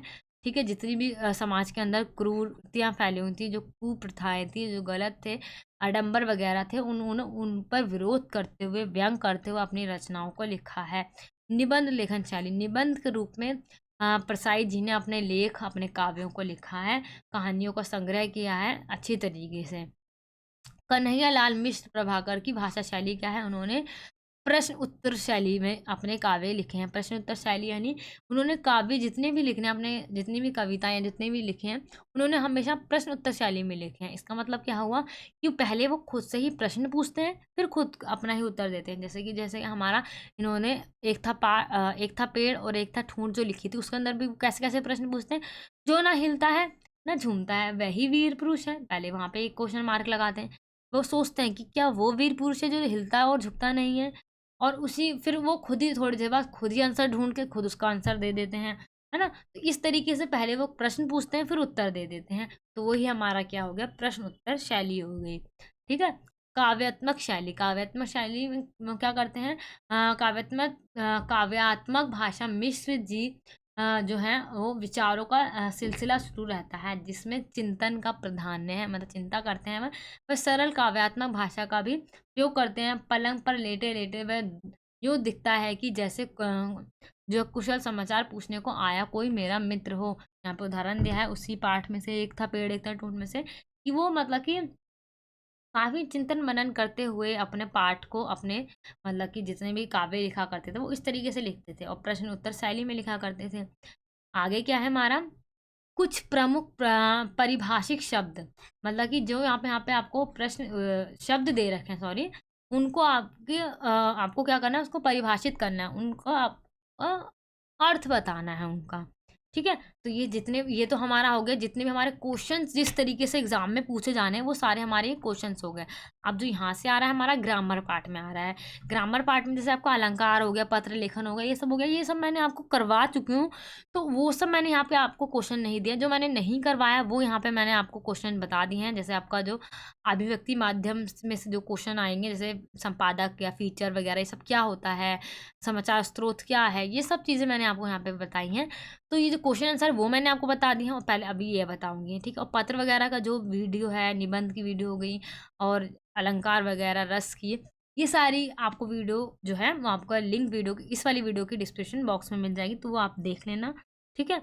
वो इतना मुश्किल नहीं है, बहुत ही ईजी है। ठीक है। तो सबसे पहले हम देखते हैं इन सब का मतलब। टेली प्रिंटिंग मतलब क्या होता है, दूर दराज के इलाकों से तेजी के साथ समाचार भेजने की टाइपराइटर जैसी मशीन को ही हम क्या कहते हैं, टेली प्रिंटिंग कहते हैं। वर्गीकृत विज्ञान क्या है? विज्ञापन जो विषयों के अनुसार बांट कर छापे जाते हैं, जैसे आवश्यकता है विवेकी विज्ञापन मित्र बनाए, डेंटर नोटिस आदि, मतलब कि जो विज्ञापन जो है ऐसा बनाया जाए जो बहुत ज़्यादा छांट कर, जिससे उसका टॉपिक, उसका शीर्षक पढ़ते ही लोग उस विज्ञापन को पढ़ें, उसको हम क्या कहते हैं, वर्गीकृत विज्ञापन। कथामुख क्या, किसी समाचार के प्रारंभिक अंश को कथामुख कहते हैं। तो इसमें से आपका मतलब कि दो कोई भी ऐसे शब्द दे दिए जाते हैं जिसको आपको अर्थ बताना होता है। मैंने यहाँ पे आपको 7 ऐसे शब्द दिए हैं जिनका मैंने अर्थ बताया है, तो इसमें से कोई भी एक दो फंस जाए, ठीक है, ऐसा हो सकता है, या अगर नहीं आता तो आपको पता होना चाहिए। एग्जैक्ट तो मैं नहीं कह सकती हूँ कि आपका यही आएगा इसमें से, मैंने आपको सिर्फ हिंट दिया है कि इस तरीके से आपके एग्जाम में पूछा जाएगा। ईमेल का क्या मतलब है? इंटरनेट से संचालित होने वाली एक महत्वपूर्ण व्यवस्था है ईमेल। ईमेल का अर्थ है इलेक्ट्रॉनिक मेल। इसके माध्यम से किसी भी चिट्ठी ना संदेश के को, मतलब जो चिट्ठी होती है उसको हम बिजली के गति के साथ संवाद करके व्यक्ति को, एक व्यक्ति से दूसरे व्यक्ति तक हम पहुंचा सकते हैं, एक कोने से दूसरे कोने में भी पहुंचा सकते हैं। दैनिक का मतलब क्या होता है? समाचार पत्र जो प्रतिदिन प्रकाशित होता है, ऐसा समाचार जो हर दिन प्रकाशित होता है। ब्रेकिंग न्यूज़ क्या होती है? जो अचानक बड़ी खबर उभर कर आती है, उसी को हम क्या कहते हैं, ब्रेकिंग न्यूज़। पीत पत्रकारिता का मतलब क्या होता है? जिसमें सही समाचारों की अपेक्षा करके सनसनी फैलाने वाले समाचार हों, है ना। ध्यान खींचने वाले शीर्षक, मतलब कि ऐसे टॉपिक लाए जाते हैं इसके अंदर जो लोगों में सनसनी मचा दे। इससे समाचार पत्रों की बिक्री बढ़ाने की घटिया तरीके माना जाता है, मतलब कि इसको समाचार पत्रों की एक घटिया तरीका माना जाता है, क्योंकि इसमें ज़्यादा ऐसा होता है कि झूठ, अंधविश्वास ज़्यादा होता है ना, अफवाहें ज़्यादा होती हैं इसके अंदर। जो हमारी पीत पत्रकारिता में समाचारों को बढ़ा चढ़ाकर प्रस्तुत किया जाता है, मतलब कि अफवाह कह सकते हो ना, हम अफवाह होती है बढ़ा चढ़ाकर किसी बात को बताना। अब नेक्स्ट क्वेश्चन क्या है, फीचर किसे कहते हैं और इससे कैसे प्रस्तुत किया जाता है? मतलब फीचर क्या होता है और उसको हम कैसे प्रस्तुत करते हैं?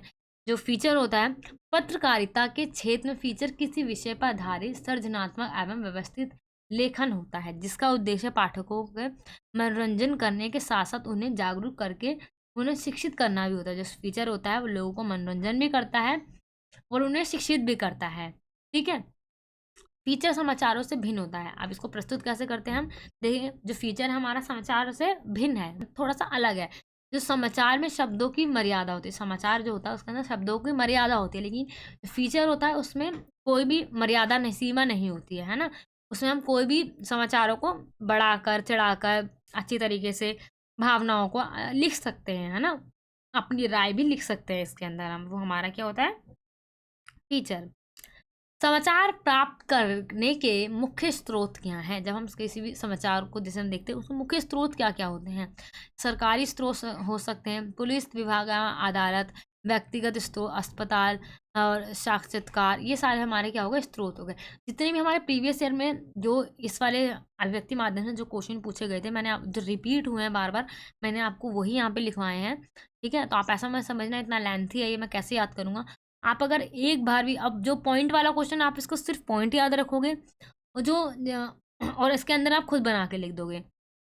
जो रीड आउट करने वाला है उसको आप रीड आउट कर लोगे। आज आप एग्जाम देने जाओगे ना, सिर्फ आप एक बार आंख बंद करना और एक बार सोचना कि मैंने उस पीडीएफ में क्या पढ़ा था इस क्वेश्चन के अंदर, आपको तुरंत याद आ जाएगा। ठीक है, अब नेक्स्ट क्वेश्चन क्या है, सूचना प्रौद्योगिकी के कोई 2 लाभ बताने हैं हमें। जो हमारी सूचना प्रौद्योगिकी है उसके हमें 2 लाभ बताने हैं। शिक्षा का प्रचार प्रसार पहला हो गया हमारा इसका ये लाभ। दूसरा क्या होगा, लोगों के बीच में बढ़ती मनोरंजन की आवश्यकता की पूर्ति। जब से प्रौद्योगिकी यानी टेक्नोलॉजी आई है, शिक्षा का प्रसार ज़्यादा हुआ है। मतलब कि पहले क्या होता था कि गांव वगैरह में शिक्षा बहुत ही नीचे स्तर पर थी, वहाँ पे नहीं जा पाती थी। अब क्या हुआ, जब टेक्नोलॉजी आई, विकास हुआ सभी जगह, विकास के कारण क्या हुआ, जितनी भी क्रूरतियाँ थी, फैली हुई थी समाज में, वो सारी समाप्त हुई, है ना। साइंस को ज़्यादा महत्व दिया जाने लगा और लड़कियों को भी पढ़ाया जाने लगा, और सूचना प्रौद्योगिकी के कारण हर जगह पे शिक्षा का प्रसार आसानी से हो सका, है ना। आज तो हर घर में कंप्यूटर और लैपटॉप वगैरह ज़्यादातर देखे जाते हैं। रेडियो वगैरह, दूरदर्शन, ये सारी चीज़ें पहले गांव में नहीं हुआ करती थी, अब ज़्यादातर देखी जाती हैं, क्योंकि जो प्रौद्योगिकी का क्या हुआ है, विकास हुआ है, जिसके कारण वहाँ पर शिक्षा का प्रचार जो है आसानी से हो सकता है। लोग जागरूक रहते हैं। पहले रेडियो जैसे वहाँ पे नहीं था, तो रेडियो का आविष्कार होने की वजह से लोग दूर दराज की जितनी भी घटनाएं घट रही हैं उसको आसानी से सुन सकते हैं अपने घर बैठे बैठे। तो ये सब टेक्नोलॉजी की वजह से ही तो हुआ है ना। लोगों के बीच में बढ़ती मनोरंजन की आवश्यकता, मतलब अब लोग क्या है, इतने ज़्यादा व्यस्त होने लग गए हैं अपने जीवन में कि उन्हें थोड़ी देर के अपने जीवन में मनोरंजन किया, इसके लिए वो रेडियो और फ़ोन वगैरह बहुत सारी चीज़ें आ गई हैं आज के समय में। तो आप कुछ भी लिख सकते हो। फ़ोन का यूज़ में आप बहुत सारी चीज़ें, इंस्टाग्राम, व्हाट्सअप, है ना, और यूट्यूब वगैरह पे इतनी सारी वीडियो व्लॉग वगैरह ये सब देखते हो। ये सब चीज़ क्या है, हमारे मनोरंजन के कारण होती हैं, है ना। मनोरंजन क्यों मिल रहा है हमें, क्योंकि टेक्नोलॉजी है। टेक्नोलॉजी नहीं होती तो आज हमें ये सब नहीं देख पाते। रेडियो, दूरदर्शन, टीवी, ये सब चीज़, मूवी वगैरह हम देखते हैं। सब कुछ क्यों हो पा रहा है, क्योंकि टेक्नोलॉजी का विकास हुआ है, प्रौद्योगिकी का विकास हुआ है। हर जगह इसका विकास होने की वजह से सभी लोग बहुत ज़्यादा कुशल से जी रहे हैं। इसके कुछ हानिकारक प्रभाव भी हैं, बस हानिकारक प्रभाव नहीं पूछे, वो उसको आप बना के भी लिख सकते हो। अब नेक्स्ट क्वेश्चन क्या है, अनुवाद में संदर्भ का क्या महत्व है, उदाहरण देके हमें बताना है। अनुवाद के संदर्भ में हमें क्या महत्व होता है ये बताना है। जब किसी भाषा में संचार की बात आती है तो संदर्भ वास्तव में महत्वपूर्ण होता है। जब किसी भी भाषा के अंदर संचार की बात आती है, जब वहाँ पे संदर्भ बहुत ज़्यादा इंपॉर्टेंट हो जाता है। अच्छे अनुवाद के लिए ये महत्वपूर्ण है कि आप अपने अनुवादकों को हमेशा आपके द्वारा प्रदान किए गए पाठ के संदर्भ में अवगत कराएं। उदाहरण के रूप में द ट्यूरोनिस, जहाँ कॉमेडी में अंग्रेजी के उपयोग और संदर्भ को समझने में महारत हासिल की, मतलब एक के मूवी है, उसने अंग्रेजी में जब वो आई तो उसने बहुत ज़्यादा महारत हासिल की। प्रसिद्ध 4 मोमबत्तियों का स्केच केवल संदर्भ के बारे में है। ये यहाँ पे हम उदाहरण दे रहे हैं कि जब कोई भी चीज़ को हम जो उसकी अपने ही रूप में जब हम उसको बताते हैं, जो आपकी जैसी आदत है, जैसे कि आपके द्वारा प्रदान किया जाए, जैसे आप अगर हिंदी बोलते हो, आप अंग्रेजी बोलते हो, उसी तरह से अगर लिखा जाता है, उसी तरह उसको दिखाया जाता है, तो वो काफ़ी ज़्यादा प्रसिद्ध होती है। तो संचार उसी रूप में देना चाहिए जो सामने वाले लोगों को अच्छी तरह समझ में आए और हम उसको अच्छी तरीके से समझ पाएँ। तो इस तरीके से हमें संदर्भ अनुवाद लिखना चाहिए। अखबार लोकतंत्र की रक्षा करता है। अखबार लोकतंत्र की रक्षा कैसे करता है? अखबार के अंदर मतलब कि हमें सबसे पहली बात तो अलग-अलग जगहों की खबरें मिलती हैं, क्या-क्या घटना हो रही है, और अगर हमारे देश में कोई भी गड़बड़ी चल रही होती है तो हमें पता चल जाता है। और सरकार को ये पता है कि जो मीडिया है, जो अखबार है, वो लोकतंत्र का चौथा स्तंभ है। अगर कुछ भी हमने गड़बड़ करी तो लोगों को आसानी से पता चल जाएगा, क्योंकि जो अखबार है, मीडिया है, प्रिंट मीडिया, वो सब क्या है, स्वतंत्र हैं। वो सरकार से बंधी हुई तो नहीं है, वो स्वतंत्र है। तो वो सरकार की जितनी भी शक्तियाँ होती हैं उन पे प्रतिबंध लगाती है। इससे क्या होता है, लोकतंत्र की रक्षा होती है। वरना अगर सरकार मीडिया पे कंट्रोल कर लेगी, तानाशाही बन जाएगी, तो क्या हो जाएगा, लोकतंत्र वहाँ पे समाप्त हो जाएगा। वहाँ लोकतंत्र नहीं हो सकता जहाँ पर जहाँ पर जो हमारा अखबार हो गया, मीडिया हो गई, स्वतंत्र ना हो। जब तक मीडिया स्वतंत्र नहीं है, वहाँ पे लोकतंत्र बचा नहीं रह सकता। ठीक है। अब क्या है, प्रिंट मीडिया में कंप्यूटर का उपयोग बताइए। प्रिंट मीडिया में कंप्यूटर का योगदान पहले समाचारों के कंपोजिंग, लेटर कंपोजिंग से की जाती थी। लेकिन जैसे आप से कह सकते हो, पहले कंप्यूटर जैसे नहीं था, तो पहले हाथों वगैरह से छापे जाते थे, है ना। तो उसमें काफ़ी ज़्यादा टाइम लग जाता था समाचारों को छापने में, उसको छाँटने में, क्या कार्टून लगाना है उसके अंदर। आप कंप्यूटर आ गया, टेक्नोलॉजी आ गई है, तो आप एक ही समय में एक तो बहुत सारे समाचार बना सकते हो। मतलब कि काफ़ी सारी उसकी घंटों में लाखों कॉपियाँ बन सकती हैं, और जल्दी बन सकती हैं। हाथ के मुकाबले हम जल्दी काम कर सकते हैं कंप्यूटर के हिसाब से, कंप्यूटर से। और मतलब उसमें गलतियाँ होने के चांसेस भी बहुत कम होते हैं। और छाँटना जो होता है, हमें उसके अंदर जो भी घटनाओं को छाँटना होता है, वो आसानी से छँट जाता है। तो जो ईज़िली बना दिया, मतलब आसान हो गया कंप्यूटर के आने के उपयोग से। मतलब कंप्यूटर का यूज़ जो है बहुत ज़्यादा बढ़ता जा रहा है, उससे बहुत ज़्यादा सरलता आ गई है ना? बहुत ज़्यादा इम्पोर्टेंट हो गया है ये हमारे लिए। समाचारों का चुनाव करते समय किन बातों का ध्यान रखना चाहिए? अब जैसे समाचार, कोई भी समाचार जो है, कोई भी घटना समाचार नहीं बन सकती है ना? जैसे कि आपके पड़ोस में चोरी हुई, आपके लिए वो एक थोड़ी शॉकिंग न्यूज़ है, खबर है, लेकिन उसको वो जो अखबार में नहीं छापा जा सकता है। अगर बहुत बड़ी चोरी हुई है और वहाँ पे लड़ाई हो गई है ना? बहुत ज़्यादा बड़ी रॉबरी हुई है, तो वो उसको लिखेंगे। आपकी नज़र में जो घटना समाचार बन सकती है, वो ऐसा ज़रूरी नहीं है संपादक की नज़र में भी वो समाचार हो। उसके लिए एक बड़ी न्यूज़ होनी चाहिए, है ना?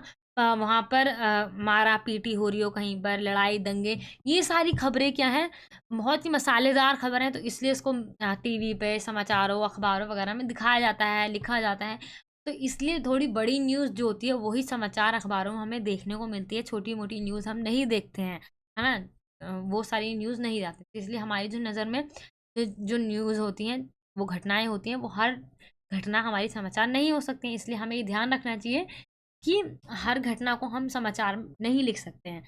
जो अच्छी हों, जो लोगों को थोड़ा ज्ञान दे सकें और थोड़ी रोचक हों, ऐसी घटनाएँ हमें समाचार के अंदर लिखनी चाहिए। चौथा स्तंभ किसे कहते हैं? इस पर हमें प्रकाश डालना है। जैसे मैंने बताया, चौथा स्तंभ क्या है? प्रेस जो है, मीडिया जो है, लोकतंत्र का चौथा स्तंभ है ना? क्योंकि इसके द्वारा ही विभिन्न विषयों पर सरकारी नीतियों के अतिरिक्त शिक्षा, स्वास्थ्य, जन कल्याण एवं विकास की सरकारी योजनाओं की जानकारी आम जनता तक पहुँचती है। मतलब जितनी भी नीतियाँ वगैरह सरकार बना रही है, जो भी पूरे देश के अंदर हो रहा है, वो हमें कौन जानकारी देता है? प्रेस जो है हमें जानकारी देता है। इसलिए लोकतंत्र का चौथा स्तंभ कह सकते हैं हम, कौन है? प्रेस हमारा चौथा स्तंभ है ना? और उन जितनी भी उन सरकार वगैरह पे वो प्रतिबंध वगैरह लगा के रखते हैं। मीडिया ही जनता को जागरूक, भ्रमित अथवा विद्रोही बना देती है। मीडिया जैसा चाहेगी, जनता वैसा ही करती है। मीडिया जैसा दिखाती है, लोग उसी तरीके से उसको समझते हैं। ठीक है? तो यहाँ पे जितने भी हमारे क्वेश्चन थे, वो पूरी तरीके से फिनिश हो गए हैं। आई होप आपको पूरे अच्छी तरीके से सभी क्वेश्चन समझ में आ गए होंगे। अगर आपका कोई भी डाउट होता है, तो आप मुझे कमेंट सेक्शन में पूछ सकते हैं। और जितनी भी वीडियो और इस पीडीएफ का लिंक है, वो वीडियो के डिस्क्रिप्शन बॉक्स में मिल जाएगा। आप उसको अच्छी तरीके से पढ़ लेना। एग्ज़ाम में जाने से पहले सभी वीडियोज़ और इस वाली वीडियोज़ को तो बिल्कुल आपको अच्छी तरीके से देख के जाना है। जितने भी क्वेश्चंस कराए मैंने आपको इसमें, वो आपको अच्छी तरीके से पढ़ लेना। हिंदी में मैं सच्ची बता रही हूँ, आप टॉप करोगे अगर आपने इस जितने भी क्वेश्चन अच्छी तरीके से मैंने कराए हैं, उनको अच्छी तरीके से आपने कर लिया तो। ठीक है? आई होप आपको वीडियो अच्छी लगी होगी। तो प्लीज़ इस वीडियो को लाइक करना। अगर आपने अभी तक हमारे चैनल को सब्सक्राइब नहीं करा है, तो हमारे चैनल को सब्सक्राइब करना। मिलते हैं नेक्स्ट वीडियो में। Thank you so much.